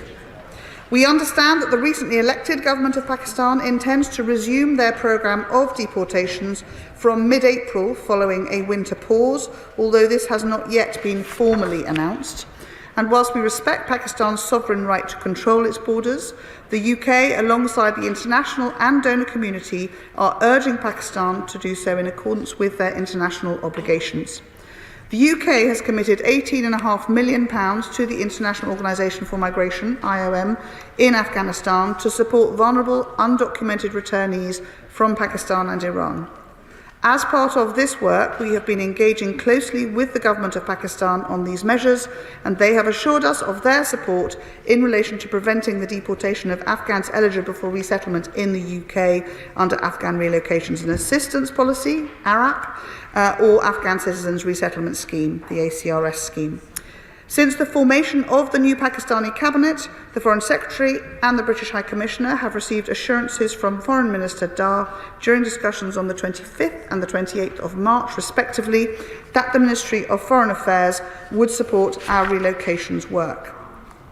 So, Madam Deputy Speaker, we continue to work closely with the UNHCR and IOM to ensure that all Afghans who have been found eligible, including eligible family members, for resettlement in the UK under the ARAP and ACRS schemes have been provided with the necessary documentation to verify this and to prevent their deportation.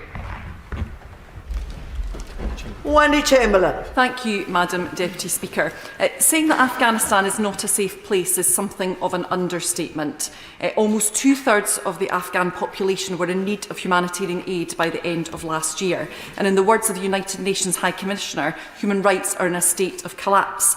The restriction on women and girls amount to nothing less than a gender apartheid. Hear, hear. Afghanistan is not a safe place for anyone, but is particularly not safe for the Afghan who worked along Western forces and diplomatic efforts, for civil society advocates, for women who formerly held high-profile political or legal roles, for members of the LGBTQ community, and the many, many others who were forced to flee when the Taliban took control. And many of those who fled to Pakistan are desperately awaiting resettlement to safe countries, including the UK. And yesterday, reports suggest that Pakistan has started that deportation of Afghans back to Afghanistan. And resettlement, the hope of safety and being reunited with families, is now at risk of being completely lost. And for some of those waiting to come here, the routes are open, but the process is achingly slow.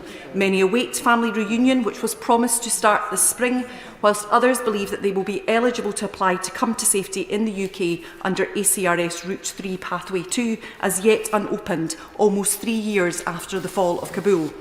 I urge the Minister's Home Office colleagues to act in this regard. Pakistan's decision to deport the migrants they deem to be illegal is deeply worrying. In the first round of deportations in October last year, which was the subject of an urgent question by a Mobile member for Glasgow Central, there were news reports of Afghans eligible for resettlement here being arrested during immigration enforcement. There is every reason to believe that this will happen again. And indeed, this round, Madam Deputy Speaker, puts even more people at risk. Afghans in Pakistan are meant to hold a Pakistan-issued Afghan citizen card. However, there are reports of long delays for applications to be processed, leaving people undocumented through no fault of their own. And more concerningly, it has been reported that the latest round of deportations will even include those carrying cards. And effectively, this puts at risk every Afghan in Pakistan, no matter their reason for being there. The UK has a responsibility here, not just to those Afghans who we promised safety to, but in relation to the region as a whole. We can all understand the desire to flee from persecution, but we also understand the difficulties placed on support systems in Pakistan in response to those fleeing reaching their borders. If we want to show the UK as a global power and a global force for good, then we must act. So I ask the Minister what steps the Department is taking to ensure that all individuals eligible for resettlement or reunification in the UK are able to register themselves as being legally in Pakistan, what steps the Department is taking to prevent deportations of Afghans in Pakistan if they are likely to be eligible to settle in the UK, what steps they are taking with foreign allies to encourage Pakistan to halt these repatriations, and finally what steps the UK can take to assist Pakistan in supporting that refugee population. People are being sent back to Afghanistan now, and all the dangers that entails. We must act. Thank you. Minister. Thank you, Madam Deputy Speaker, and it's good to have the opportunity to discuss this issue. The Honourable Lady raises an important question, but I can repeat the assurances that we have now had from this newly elected Pakistani government. They have repeated assurances that we had from the previous government that all Afghans who are eligible for our UK resettlement schemes, various, will be exempt from deportation. We have had 2 instances of temporary detentions where the British High Commission has intervened to secure those, and that has gone well. And since November, all those eligible Afghans eligible for resettlement in the UK are provided with identification, a letter by the British High Commission, and that is being considered acceptable by the Government of Pakistan. None of those have been detained or deported as a result of that letter, which is that commitment from us through the High Commission to assure them that our commitment to those eligible Afghans to come to the UK are under our umbrella of protection. James Heapy. Gosh, Madam Speaker, 5 years since my last question, but the first time ever being called first. Madam Speaker, it seems curious that we're having a question on the sovereign decision of another government, and whilst the Honourable Lady wants to challenge the front bench on our representations to that government, I thought it important to reflect that throughout my time owning the Arab scheme, at least the MOD, the Pakistan government was extraordinarily supportive of everything we asked them. So would the Right Honourable Lady join me in paying tributes to both our High Commissioner and her brilliant team at post in Islamabad, but also in making clear our continued gratitude to the government of Pakistan for the incredible flexibility they show in facilitating both Arab and ACRS. Minister. Madam Deputy Speaker, it's a pleasure to be able to discuss this issue in a new way with my right honourable friend. We've been working closely on these issues within government, and his commitment to making sure that those eligible for these schemes have been able to come to the UK has been without exception absolutely incredible. And just to add to that, since October of last year, we've been able to complete 24 charter flights and relocated over 5,500 individuals under the ongoing Arab scheme. And I absolutely pay tribute to the incredible, tireless efforts of our British High Commissioner Jane Marriott and her wonderful team in Islamabad, who continue to work day in, day out with the government of Pakistan, their officials and their military, who help us to ensure that we can bring those Afghans safely to the UK in due course. Shadow Minister Catherine West. Thank you very much, Madam Deputy Speaker, and I congratulate the Honourable Member for North East Fife for bringing forward this urgent question and for her work across the House on women particularly suffering in these circumstances. And despite Afghanistan no longer occupying the headlines, the situation for the country is stark, and that we know across the House. Women in particular living under a gender apartheid, and the men and women who fought bravely for a better Afghanistan alongside British armed services, often targeted and killed by the Taliban, as confirmed by the United Nations Assistance Mission in Afghanistan. Labour's always been clear that we owe many Afghans a debt of gratitude for supporting British aims in Afghanistan. Now, she mentioned the figure 5,500, but could she say how many she estimates now require protection so that they're not repatriated back across the border? And would she answer three other brief questions for the information of the House? Firstly, could she detail the discussion she's had with the Pakistani government to halt or at least limit the returns to Afghanistan? What steps she's taking to belatedly bring to safety those at-risk Afghans, particularly former members of the Afghan security force, particularly now that certain members are no longer in the government and maybe not there to make the case for these vulnerable individuals? What steps are being taken to commit to a strategy across the board to support women and girls in Afghanistan, to give them hope that they have not been forgotten, and to recognise the important work done by Her Noble Baroness Kennedy and others on gender apartheid in these Houses of Parliament? Thank you, Madam Deputy Speaker. Thank you, Madam Deputy Speaker.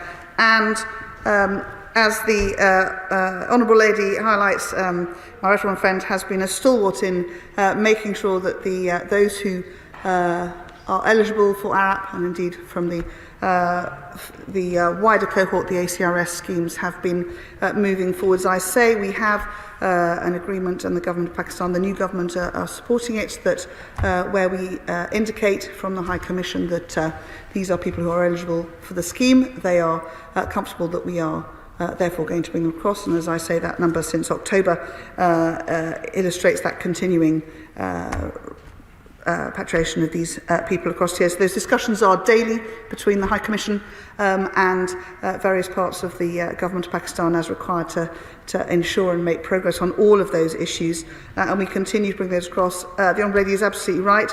My right honourable friend has been an absolute champion for making sure that those are eligible go through the system. I can reassure her that my other right honourable friend, who has now taken over that brief in the Ministry of Defence, will, I know, continue to ensure that as the programme rolls out, it goes at the pace and indeed the assurance that those who are in Pakistan looking to come to the UK for safety are expecting. Sir Oliver Heald. My right honourable friend knows there are people who, in the process of making their way to Pakistan from Afghanistan, became undocumented, but who nonetheless are entitled to resettlement here, either because they helped us in our military or because of their work in the legal system. And would she agree with me? It is important, if possible, for the Pakistani government to continue to show enough flexibility so that while somebody is showing that they are entitled to come here and that becomes documented, that during that process they're protected. Thank you. Honourable friend is absolutely right. The importance of making sure that all those who are eligible, who have applied and are being processed or have been processed through the scheme, who may still be in Pakistan and not yet made it here to the UK, they have this support literally controlled by the team at the High Commission, and they have these letters of support so that the government of Pakistan knows that they are within our ARAP eligible umbrella, and that will continue to be the case until such time as we've been able to bring them all to the UK. SNP spokesman Martin Doherty-Hughes. Thank you, Madam Deputy Speaker, and I think it's only right and proper that the member for North East Fife who's bringing this urgent question today, so congratulations to them. And I've noted in a reference from the recent joint committee on the human rights, I note that the learned member for Edinburgh South West, who's the chair, is actually in their place. The committee report highlights that the Prime Minister of Pakistan has referenced the Rwanda scheme as their justification for actually deporting Afghans back into the hands of the Taliban. I wonder if the Minister agrees that the Afghans who fought with British forces, the men and women who fought with British forces, and were not brought out of safety with Operation Pitting, yet managed to flee the Taliban and use small boats to cross the channel to get to the UK, should not be sent to Rwanda, or as a message from the present British government to our allies, we'll use you, we'll drop you when we've had our way with you. Minister. Madam Deputy Speaker, as we have discussed, of course, the question of Rwanda a lot in recent weeks. We consider, as does the international community, Rwanda as a safe country. I don't think it's comparable in that sense to Afghanistan, but importantly, as I say, for all those who have, as the Honourable Gentleman highlights, worked alongside British forces and who have applied and are eligible for ARAP, or indeed those not in the military space but more widely applied and are eligible for the ACRS scheme, we are continuing to ensure that they are able to have that protection through the letter from the High Commission in Pakistan whilst they're there, whilst we look to bring them to the UK in due course, and that will continue to be the case until that programme is completed.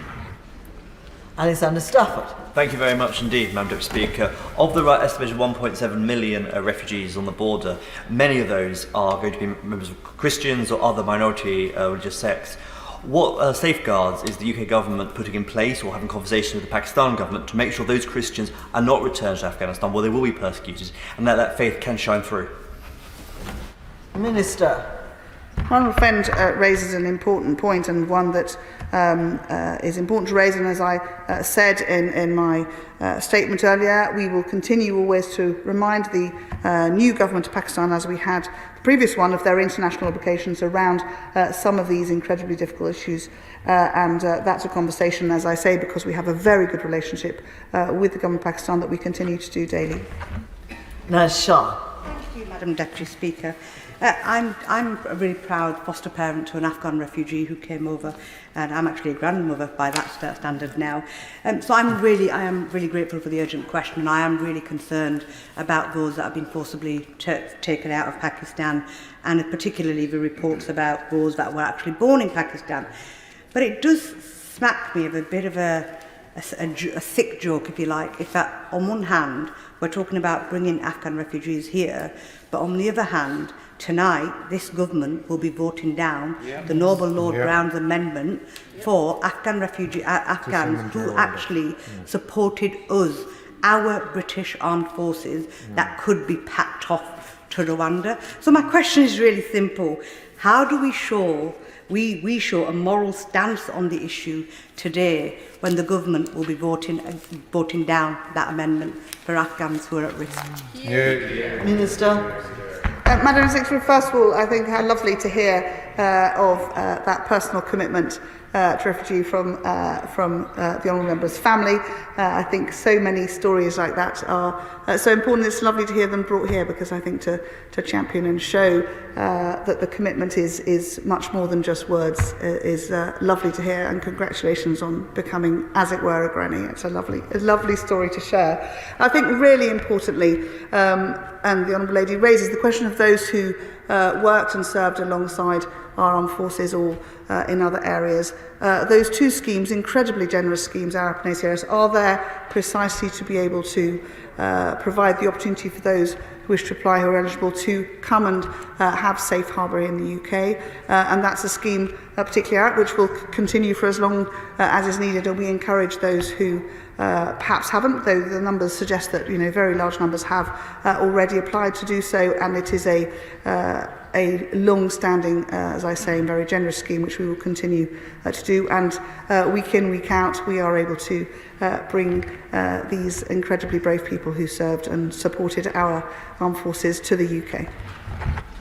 Mark Logan. Thank you, Madam Deputy Speaker. And my Afghan diaspora in Bolton takes this matter very seriously under the leadership of Dr. Aziz, who I should also note is opening a new medical centre next week in Bolton. What we'd like to ask is what discussions has government had with the Pakistani High Commissioner to the UK to make sure that those who are eligible won't be adversely affected by this 15th of April deadline that the Pakistani government is now working to deport Afghans from the country. Minister. The Honourable Member raised an important point, and it's good to hear that a new medical centre is opening, which will provide, I'm sure, for the whole community important services. As I say, both our British High Commissioner in Islamabad and indeed the conversations that we have with senior officials here and the Pakistani High Commissioner based in London continue day in, day out. It's a very close relationship. That commitment that we have in provision of a letter of support for those who are in Pakistan waiting to come to the UK because they have been found eligible for one of the two schemes is one that is respected, and the new government of Pakistan have indicated, as the other one did. Joanna Cherry. Madam Deputy Speaker, as my honourable friend, the member for Western Bartonshire, has already mentioned, in our report on the Rwanda Bill, the Joint Committee on Human Rights warned that other nations might be influenced by the way in which the United Kingdom treats its international law obligations. This was earlier this year, and we noted that at that stage, the Prime Minister of Pakistan had already referred to the UK government's Rwandan policy in defence of his decision to deport Afghan refugees. Now, I would suggest to the Minister this is actually quite a serious matter. And does she appreciate that while the Pakistani policy might not be identical to the British government's Rwanda policy, the fact that the British government has been able to be prepared to set to one side its international treaty obligations in respect of refugees and asylum seekers acts as an encouragement to other countries who wish to do the same? Mr. Madam Deputy, as I say, I would not compare what we consider Rwanda a safe country for those who would be ineligible for asylum here to be compared to Afghanistan. But really importantly, those Afghan refugees who are eligible to come under one of our two incredibly generous, very broad schemes have that layer of protection until such time as they get here through the High Commission and that relationship that we have with the government of Pakistan, who are very clear that they would not look to deport any of those eligible Afghan refugees to come to the UK. Gary Sambrook. Thank you very much, Madam Deputy Speaker. Can my right honourable friend the Minister explain the assessment which has been made of the adequacy of the humanitarian assistance available to those at the Pakistan and Afghanistan border? Minister.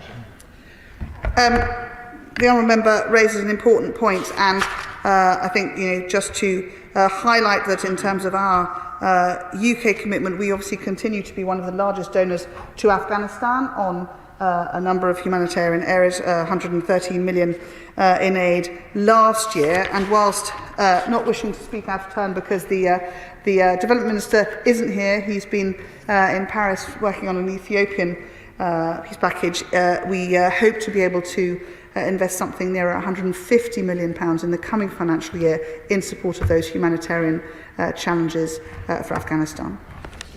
Dan Jarvis. Thank you, Madam Deputy Speaker. It's possible, indeed likely, that some of the Afghans in Pakistan are those whose ARAP application is currently being reassessed by the MOD.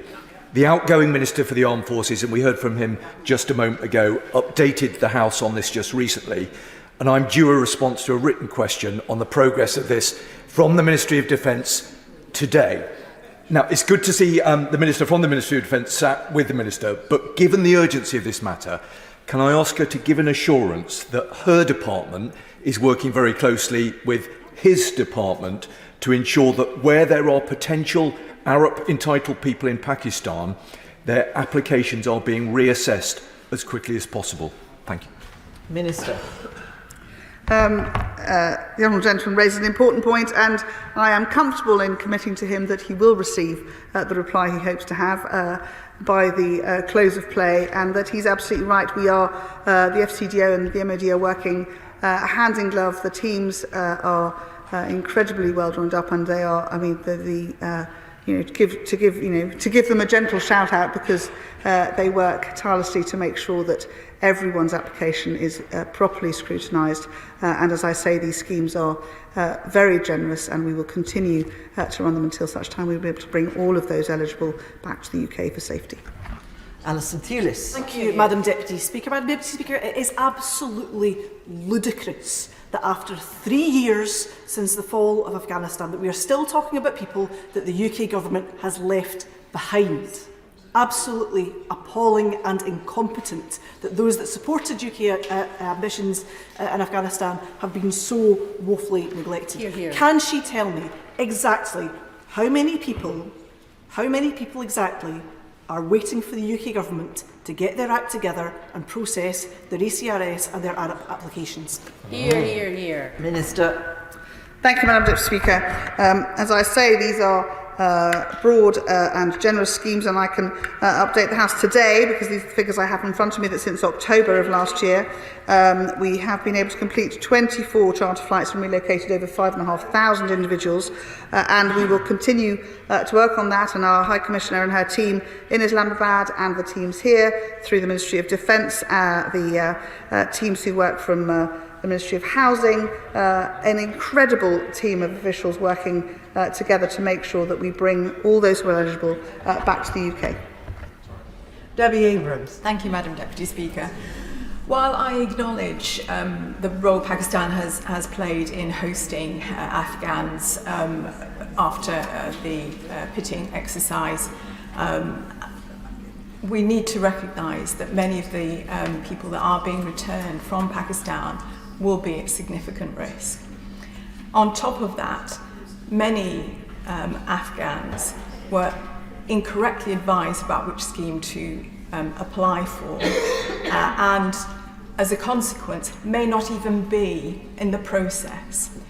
So in addition to those that have started the process, there will be another cohort who haven't started it because of the poor advice before. So given that AICS isn't even open now, there's no phase 4 opened at this moment, what numbers of people are expected? I've got a constituent, Madam Deputy Speaker, it is really important. What numbers is the Minister expecting aren't on the process and need to be accommodated? Minister. Madam Deputy Speaker, as I say, the ARAP programme is a very generous one, and it remains open. And and with ACRS, obviously the first part has been running, and we will continue to run these schemes as we need to. But so the Honourable Lady is very welcome to write to me. She said she has a very specific constituent connection that she wishes to raise. She's very welcome to write to me, and I'm happy to look at that. But the schemes continue to work, and our teams are working day in, day out to make sure that those who are eligible are able to get to the UK. Matt Weston. Thank you, Madam Deputy Speaker. I've raised before about the special forces, and who may be stuck now in Pakistan, but also the matter of those who are working in local government, who may have been magistrates and others.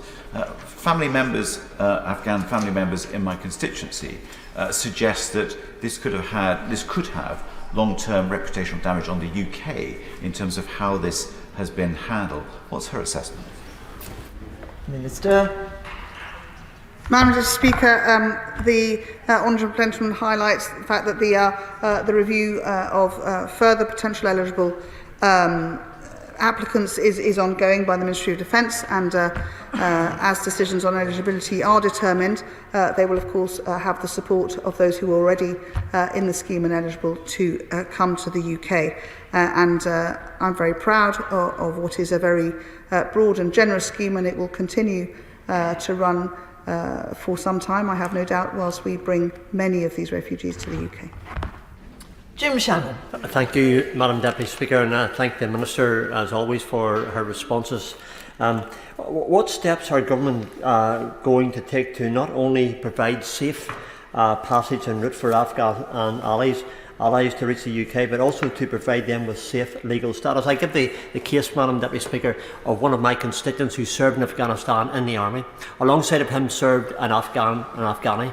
That Afghani had to leave with his family Afghanistan and flee to Pakistan. I met him in Pakistan 2.5 or almost 3 years ago.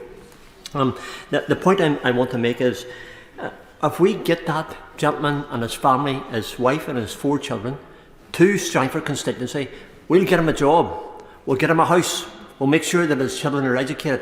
What we need, Minister, is a visa to ensure that he gets here. And if you can do that, if you can process his application, if the Minister can process his application correctly, then the good people of Strangford will do the rest. Minister. Madam Speaker, I think and I'm sure you have absolute confidence that the communities of Strangford will wrap their arms around those refugees that come to the UK. And if there is a particular issue, the Honourable is very welcome to write to me, but I know that the British High Commission in Islamabad are working constantly with those there who are eligible to do that paperwork, which is quite extensive, and there are a lot of them. But if there is a particular case and he'd like to raise it with me, I'd be very happy to discuss it. Thank you. That concludes proceedings on the urgent question, and so we move to the 10-minute rule motion. Judith Cummins. Thank you, Madam Deputy Speaker. I beg to move that leave be given to bring in a bill to make provision about the maximum noise levels of fireworks which may be sold to the public and for connected purposes. My bill aims to tackle the antisocial use of fireworks and means that fireworks available to the general public no longer emit sound levels that are equivalent to a pneumatic drill or a chainsaw, but would be capped at sound levels equivalent to an alarm clock or a hairdryer. Whilst fireworks can be a great source of entertainment, currently they also cause misery for many people and their pets right across this country. This bill would stop shops from selling loud fireworks to the general public, tackling this widespread problem. In my own constituency of Bradford South, the misuse of fireworks is a 24/7, round-the-clock blight and causes unacceptable stress and anxiety to both people and their pets. I would take this opportunity to also highlight my petition on this subject, which is currently live on my website, which calls for a reduction in the decibel limit of fireworks and has already been signed by so many of my constituents. Because time and time again, people in Bradford South tell me that their family life is disrupted as their children and their pets are being rudely awakened by the excessive noise of fireworks after 11 p.m, and in some cases this happens every single night. Now, letting off fireworks on a non-designated day after 11 p.m. is of course illegal. But as members right across this House will know, the policing and enforcement of current fireworks legislation, to put it mildly, is a challenge. But we can stop this antisocial behaviour involving fireworks by preventing people from buying excessively noisy fireworks from shops in the first place. This bill holds the power to protect people from noise disturbance without impacting the enjoyment of those who want to use fireworks. I would emphasise here that professionals can still continue to use fireworks which exceed the 90 decibel limit, and so organised public displays will not be affected. And I'm certainly not seeking to stop people from enjoying fireworks responsibly. And of course, the issue of antisocial use of fireworks is not just a Bradford problem, it's a nationwide problem. The Petitions Committee noted in 2019 that thousands of people across the country had raised the issue of antisocial behaviour associated with fireworks. The committee recognised that many people felt current laws were unenforceable and that complaints were not acted on. Local authority and police witnesses confirmed that the current legislation is challenging to enforce. Fireworks are regulated in England according to the Fireworks Act of 2003, introduced by my predecessor, and the Pyrotechnic Articles Regulation 2015 and the Explosives Regulations 2014. And as it stands, there are 4 categories of fireworks.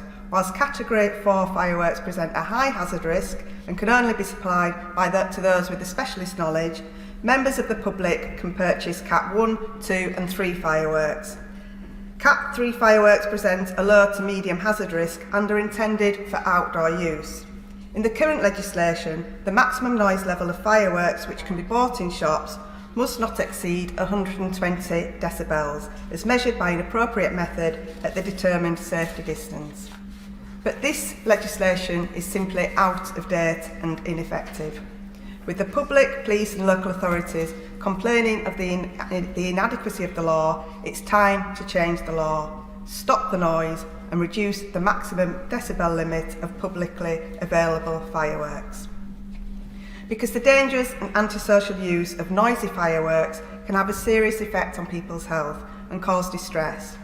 One constituent described to me how the fireworks cause her windows and her window panes to shake 4 times a week, week after week. Madam Deputy Speaker, we are talking about persistent noise nuisance, which people are unable to plan for, causing severe disturbances to both their pets and to people's everyday lives. And the antisocial use of fireworks can be really distressing for those with health conditions and disabilities. Giving evidence to a parliamentary committee, parents spoke of their experiences caring for their children. One parent said, "Our son has severe complex needs, including epilepsy, which can cause him to stop breathing. The public are able to set fireworks off at any time. We cannot guarantee how loud they're going to be. My son screams, has a seizure and has to be administered oxygen." One of my constituents in Bradford has spoken to me about the impact on people with anxiety, including a mother. Another spoke of local ex-servicemen suffering from PTSD, who are constantly affected by loud explosive fireworks. As one constituent told me, it's a disgrace that animals and humans have to suffer like this, and this issue must be dealt with. The very first step must be to introduce new limitations on the noise levels of publicly available fireworks. The proposal to limit the noise levels of fireworks to 90 decibels or less is supported by leading animal charities, with the RSPCA endorsing my bill, saying that we believe by introducing measures like this we can better prioritise the safety and well-being of animals and vulnerable people. We urge parliamentarians across the House to work with Judith on these welcome proposals. The current decibel limit of 120 was based on studies into the effects of noise on people rather than on animals. Loud and high-pitched noises can adversely affect a large proportion of animals, whose hearing is often much more sensitive and acute than humans. According to the RSPCA, around 2/3 of animals are distressed by at-home firework displays.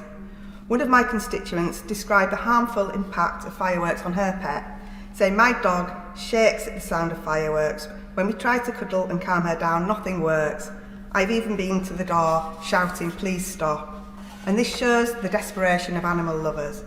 Another one told me, "My brother's dog died recently of a suspected heart attack as he lay quivering under his bed, terrified of fireworks."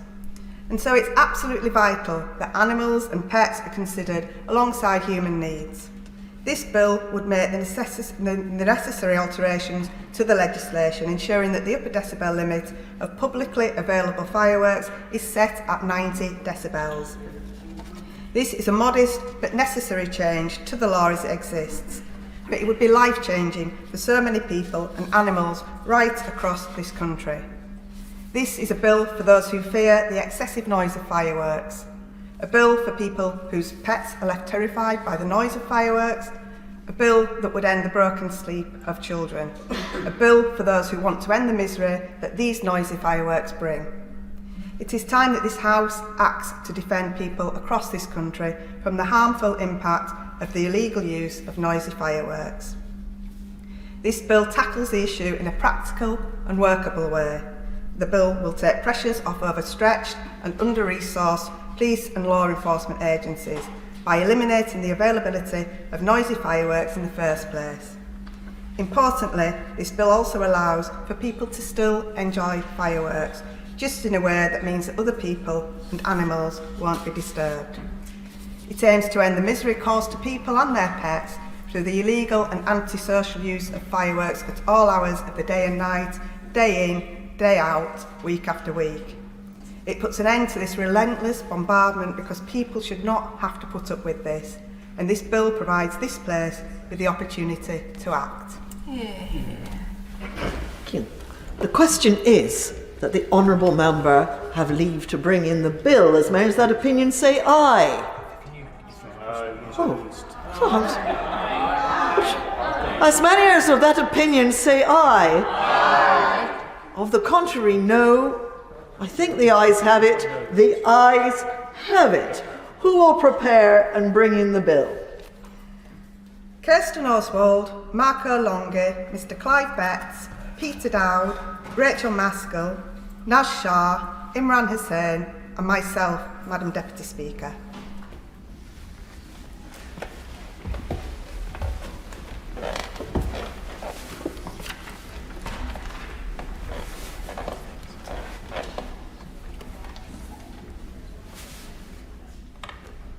Judith Cummins.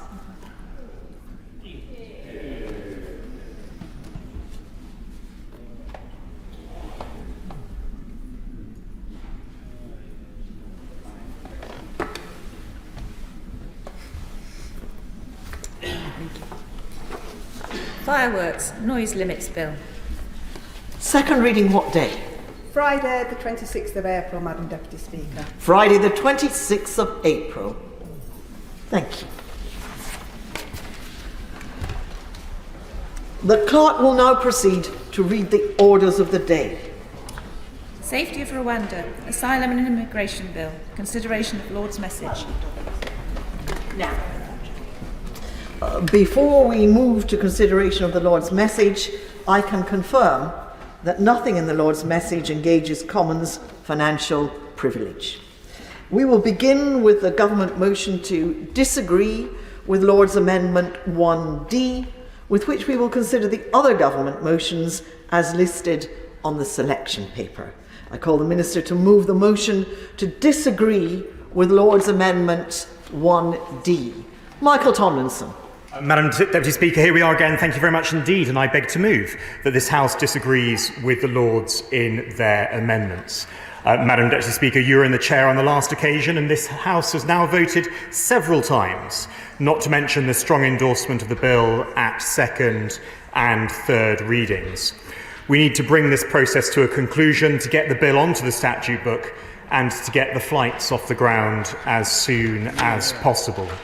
Turning to the first amendment, the Lord's Amendment in New Amendment 1D has added in a number of Acts of Parliament and is simply not necessary. 3 lines, 3 acts have been added. So we should have due regard for the Children Act, the Human Rights Act, the Modern Slavery Act. Why stop there? Why not the Equality Act? Why not the Data Protection Act? Why not any other act? Why not have the whole statute book listed out there on the face of the document? The answer is because it is not necessary. The treaty, the bill, and the evidence together demonstrates that Rwanda is safe for relocated individuals, that the government's approach is tough but fair, that it's lawful, it has justification, and it seeks to uphold our international obligations. As I've set out in our earlier debates, The government respects the decision of the Supreme Court, and it's precisely to address those concerns of the Supreme Court that this government has brought forward the treaty with the Republic of Rwanda, as well as preparing an evidence pack on what has changed and how those concerns are being addressed. The government is now... Of course I'll give way to somebody. I was struck listening to Lord Hope's amendment earlier today, that how reasonable it seemed setting up an independent body to assert what the Minister is saying, that Rwanda is a safe place. What could possibly be wrong with that? Well, I'll turn to that amendment in a few minutes, but there already is an independent body. It's the monitoring committee, it's there, it's part of the treaty. That's not this amendment that I'm speaking to. I hope to allay some of her concerns, and I hope to see her in the division lobby in a few minutes. The short answer to her question is there already is an independent body. It's the monitoring committee, and hopefully she'll hear that in a few minutes' time, but I'm grateful to her for her intervention, because what the government is now doing is inviting Parliament, having considered the lengthy and extensive exchanges, Madam Deputy Speaker, throughout the passage of this bill, to agree with our assessment that the Supreme Court's concerns have indeed been properly addressed, and to enact the measures in this bill accordingly. Of course I give way. Thank the Minister for we as a party will, with the exception of one of the amendments, probably indeed we will support the party tonight. I asked a question of the Minister in a previous engagement in relation to the freedom of religious belief. Because we have freedom of religious belief here in the United Kingdom, and there has been some disquiet expressed to me in my position as chair of the APPG for freedom of religious belief about the same freedom in Rwanda. And because of that, and because people have come back to me and asked me the same question, can I again ask the Minister very sincerely and very graciously to answer that question? Is there the same freedom of religious belief in Rwanda that we have in the United Kingdom? Thank you. Well, I don't think I can tell the honourable gentleman that any system, any two countries' systems are the same. I can repeat the point that I've made before, that it is there within the Constitution. Those freedoms are there within the Constitution of Rwanda. And I'll get to him the precise wording, because he has asked me that question before, and I've read out the precise wording to him before, but I will endeavour to do so again before the end of this debate. Of course I give way. Very grateful to the Minister. Many people share the government's ambition to stop the boats. Is it the case that these Lords' amendments would muddle the legislation in a way which would leave us open once again to unnecessary court challenge? And can you reassure us that the bill unamended would do the job? I'm very grateful indeed to my right honourable friend. I know he's taken a close interest since the outset of this bill, and he's right. The amendments fall into two categories: those that are simply unnecessary and those that are worse than unnecessary. They're wrecking amendments. They're deliberately put in order to prevent the very things that the bill was designed to do, namely to stop the boats and to get the planes off the ground.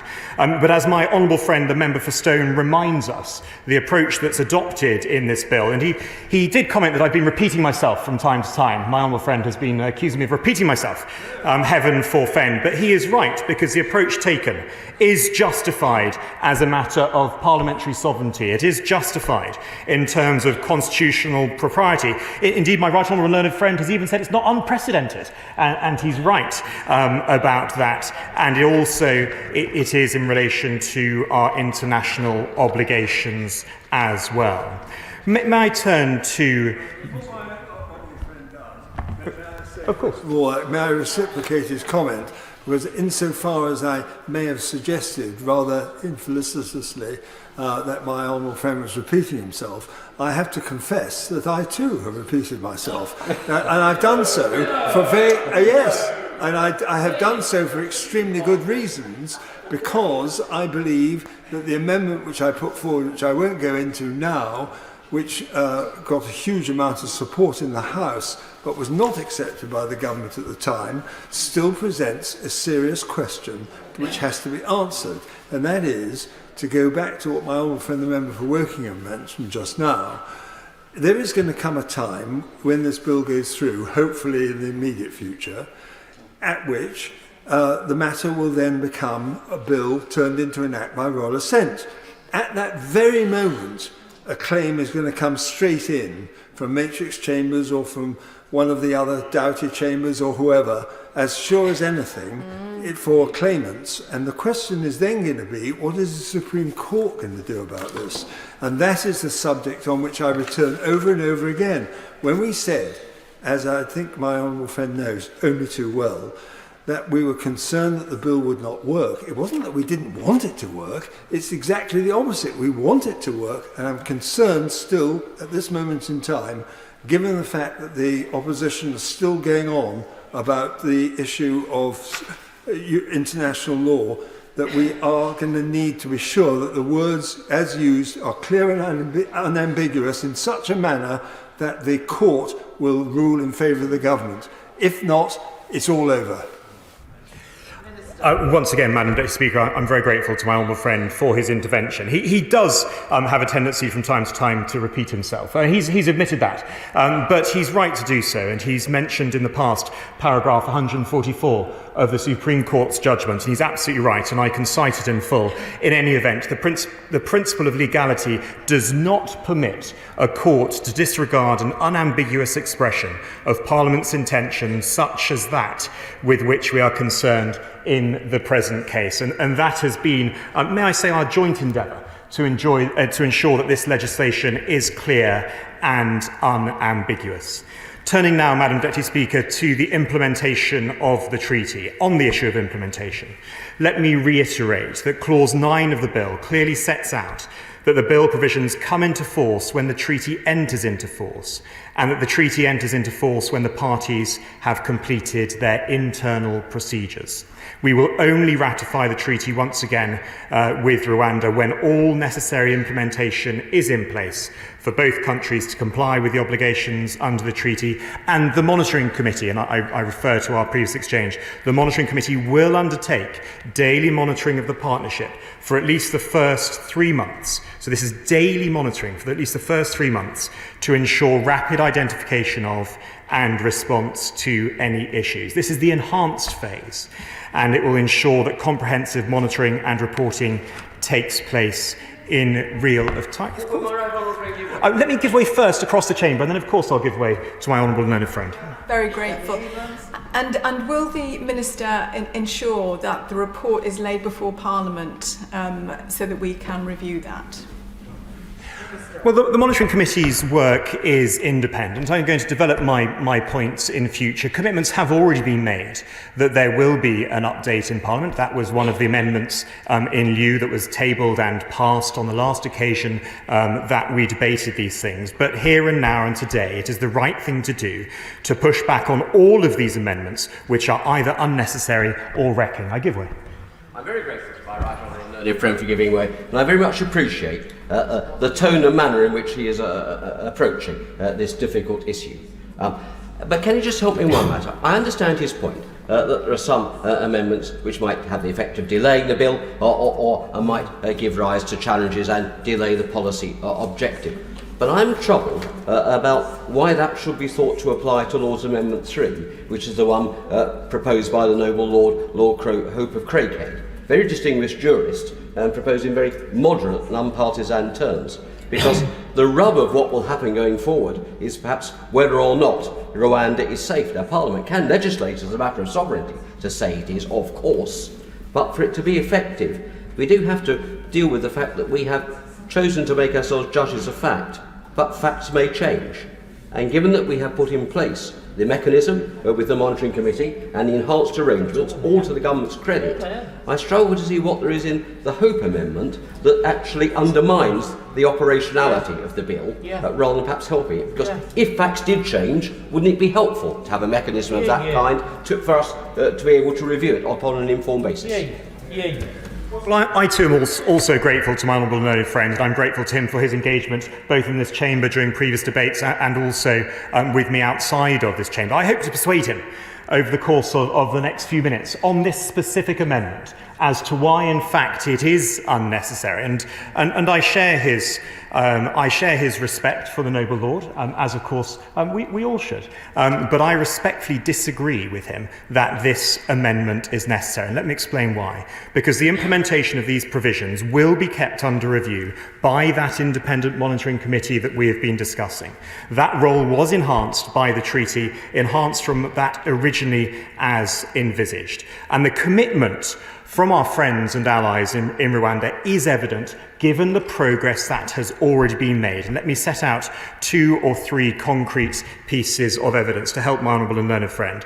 On Thursday, the 21st of March, the Rwandan Senate passed their legislation ratifying the treaty. Secondly, the domestic legislation to implement the new asylum system has been approved by the Cabinet and is now with Parliament for consideration, and a complaints process has also been set up. This, plus the wider assurances around the training process, which will ensure the quality of decision-making and building capability within Rwanda's asylum system, all reaffirm and point to the fact that we have confidence in Rwanda's commitment to delivering this partnership and their status as a safe country. As is evident, Madam Deputy Speaker, from our numerous debates, Rwanda has a strong track record of welcoming asylum seekers and looking after refugees. And it's also been internationally recognised as generally safe and stable. May I just turn to a further piece of evidence, and that's in the world rankings.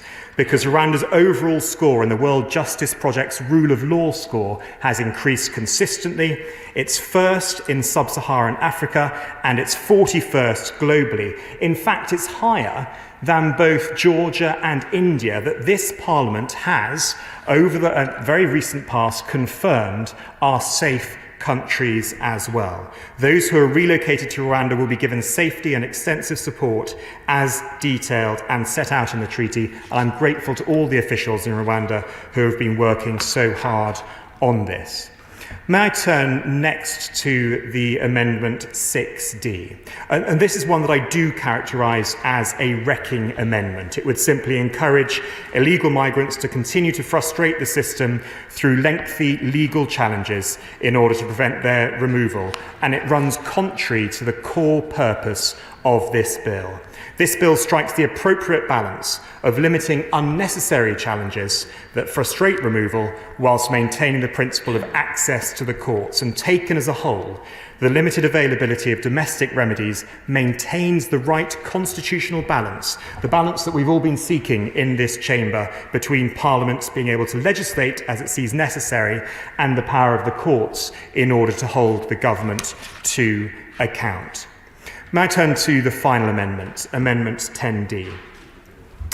Can I acknowledge, as I acknowledged during our last exchange, that this government recognises the commitment and responsibility that comes with combat veterans, whether our own or those who have shown courage by serving alongside us. I repeat, we will not let them down. Section 4 of the Illegal Migration Act enables the Secretary of State to specify categories of persons to whom the duty of remove will not apply. And once the United Kingdom's Special Forces ARAP review, which was announced on the 19th of February, once that has concluded, the government will consider how to revisit our immigration legislation and how to ensure that and how it will apply to those who will be eligible as a result of the review. Yes, of course I'll give way. It's one thing to hear the Minister give the assurances he's given today, but the fact remains that we have been out of Afghanistan now for some time. There are and is considerable evidence that those who helped us and put themselves in danger as a result have not been able to get easy access to the United Kingdom and get immigration status. And therefore, why, if in the past, when the difficulty is quite clear that these people are facing, why, if the government has not dealt with it then, should we take assurances it will deal with them in the future? And this amendment is therefore necessary.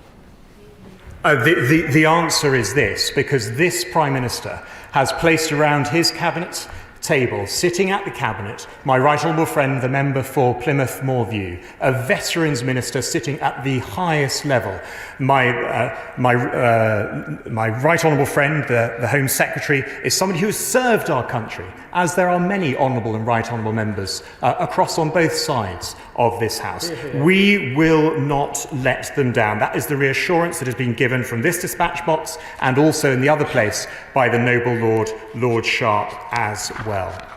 Madam Deputy Speaker, I am an optimist as well.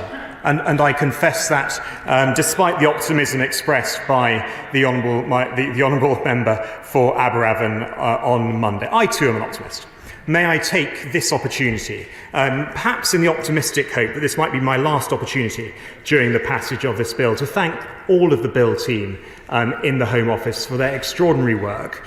It's a team effort, but may I praise one who has gone above and beyond, whose voice I hope it recovers, and she knows who I'm talking about.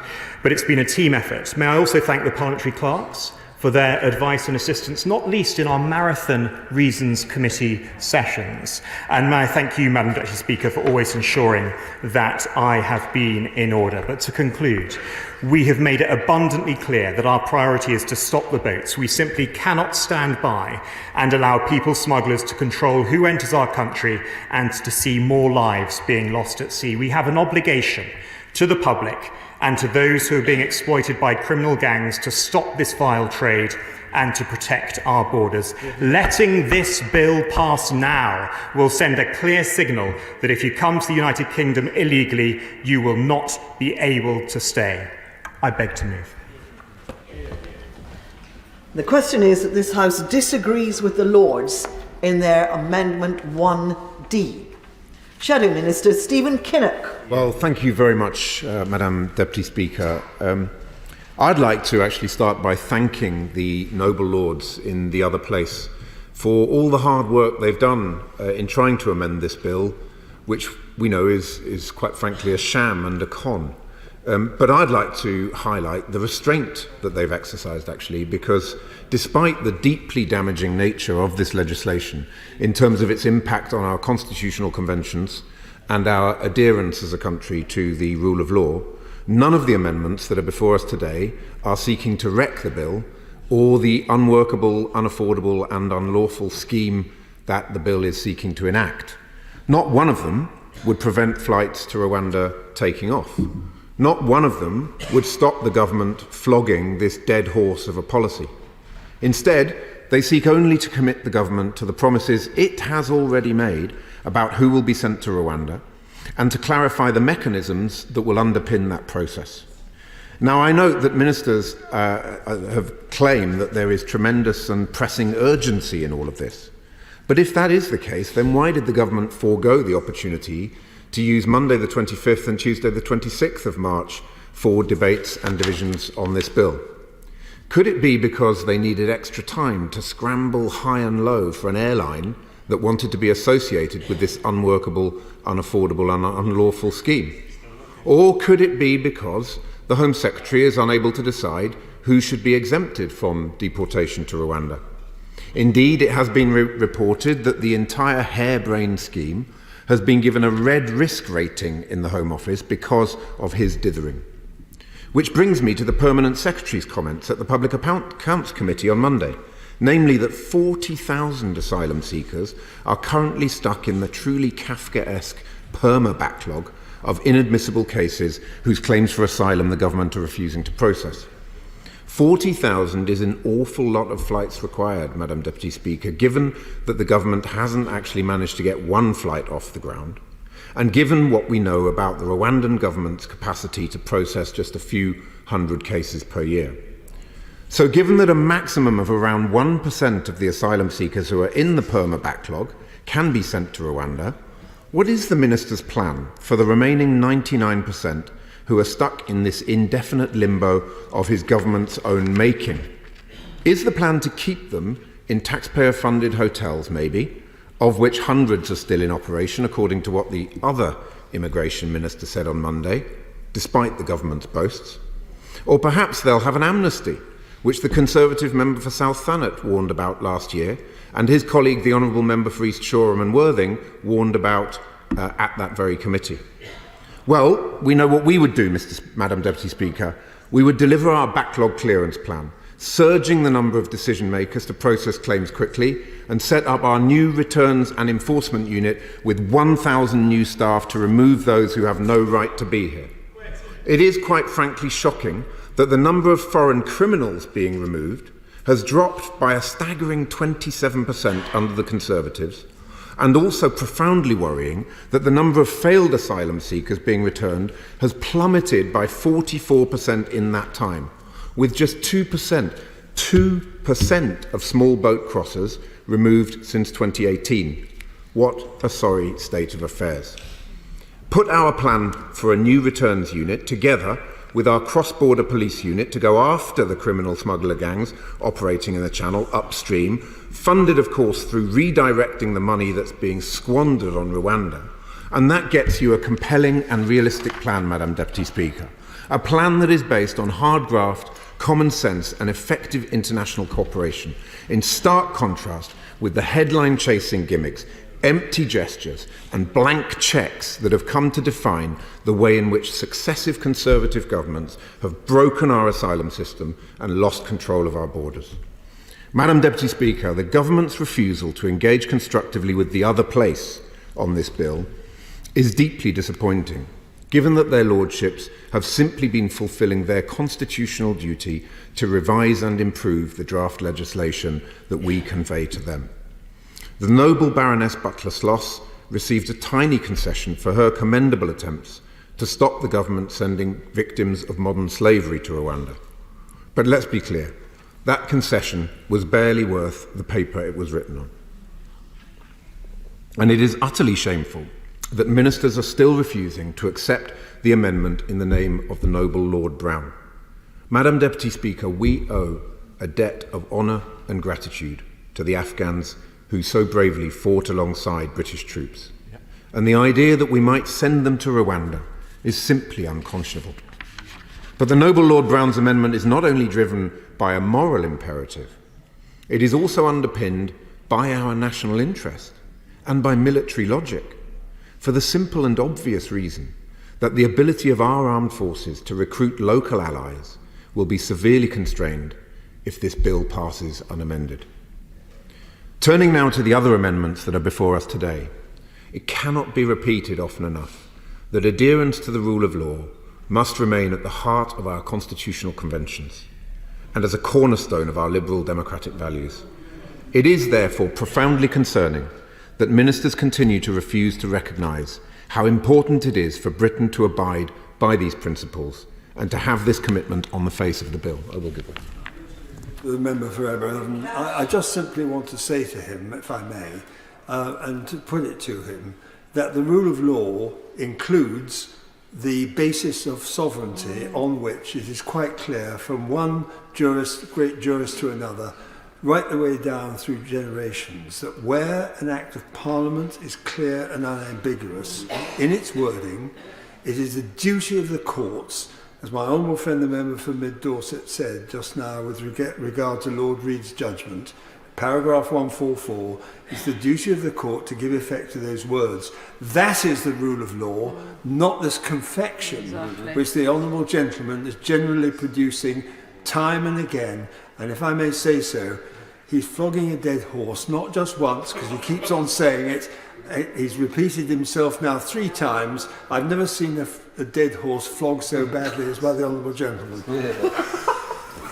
Well, taking lectures about flogging dead horses in the context of a debate about Rwanda really is quite extraordinary. If you wanted a definition of a dead horse, that's what this policy is. But we have had many exchanges on this point, and I enjoy my exchanges with the honourable member on this point. As I repeatedly say to him, yes, Parliament is sovereign, but Parliament must act with due care and attention and caution with regard to the opinions that come from our most eminent court, the Supreme Court. And in this case, the Supreme Court ruled unanimously that Rwanda is not a safe country. So it is frankly a travesty that Parliament is seeking to undermine the rule of our judiciary in that way, and it raises deeply troubling questions about this issue of the rule of law. I will give way. Where would the proposed returns unit send illegals to, and what if the countries concerned didn't want to receive them? I'm pleased the honourable gentleman asked me that question, because we get this point from the benches opposite about returns. But what I find fascinating is that when you look at countries like India, Pakistan and Bangladesh, which are clearly safe countries in principle, 80% of the applications from those countries whose asylum claims fail are not being removed by this government. For instance, the Home Office rejected asylum applications from 1,750 Pakistanis in 2023, yet Home Office data shows that just 620 people were removed to Pakistan in 2023, of which a fraction, a clear proportion of that would have been asylum seekers. Some may well have been foreign national offenders. So the key point here is that there are many, many countries where it is more than possible to be returning people to those countries, and the government is simply failing to do so. We also had an extraordinary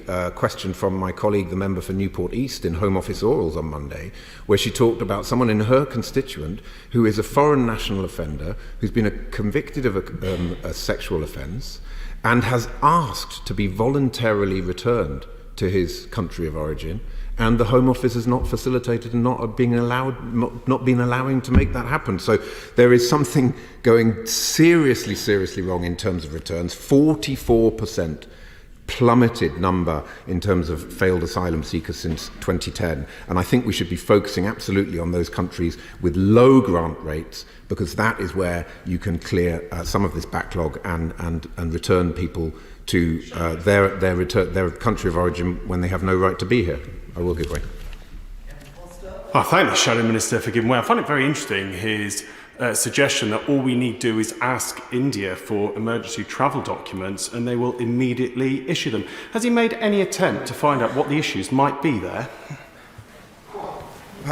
The key point here is, as I've said, that under the last Labour government, returns were working. Now, a part of that, I would suspect, is based on proper adult grown-ups being in the room and having proper adult grown-up diplomatic conversations with the governments with which we mean to engage. And I think what we've seen over the last years with this government is a consistent commitment to burning diplomatic relationships with a whole range of countries. And when you burn those bridges, it makes it much more difficult to achieve what we need to achieve in terms of our own national interest. So what we are clear is that what we're clear on is that we've seen the government promising from that dispatch box a whole range of things, and the Lord's amendments on these rule of law issues before us are simply seeking to put on the face of the bill what ministers have promised. Why else are they rejecting the amendment in the name of my noble friend, the Lord Coker, which simply asks the government to commit to promises that they have made? Likewise, why not support the Lord's amendment in the name of the noble Baroness Chakrabarti, which allows ministers, officials and courts to consider whether Rwanda is safe for individuals on a case-by-case basis if the government supports the principle of appeals as ministers claim that it does. Would I be right in thinking that because the noble Lord Coker has brought this forward in one shape or another several times, and it is central to this debate, in the light of what I said a bit earlier in my intervention, is the Leader of the Opposition supporting that amendment, and if so, why? Well, for the simple reason that we simply want to put on the face of the bill an articulation of what has already been said by ministers from the dispatch box, and we feel that it is extremely important to underline this country's commitment to the rule of law. And clearly, he mentions the Leader of the Opposition as an eminent lawyer himself.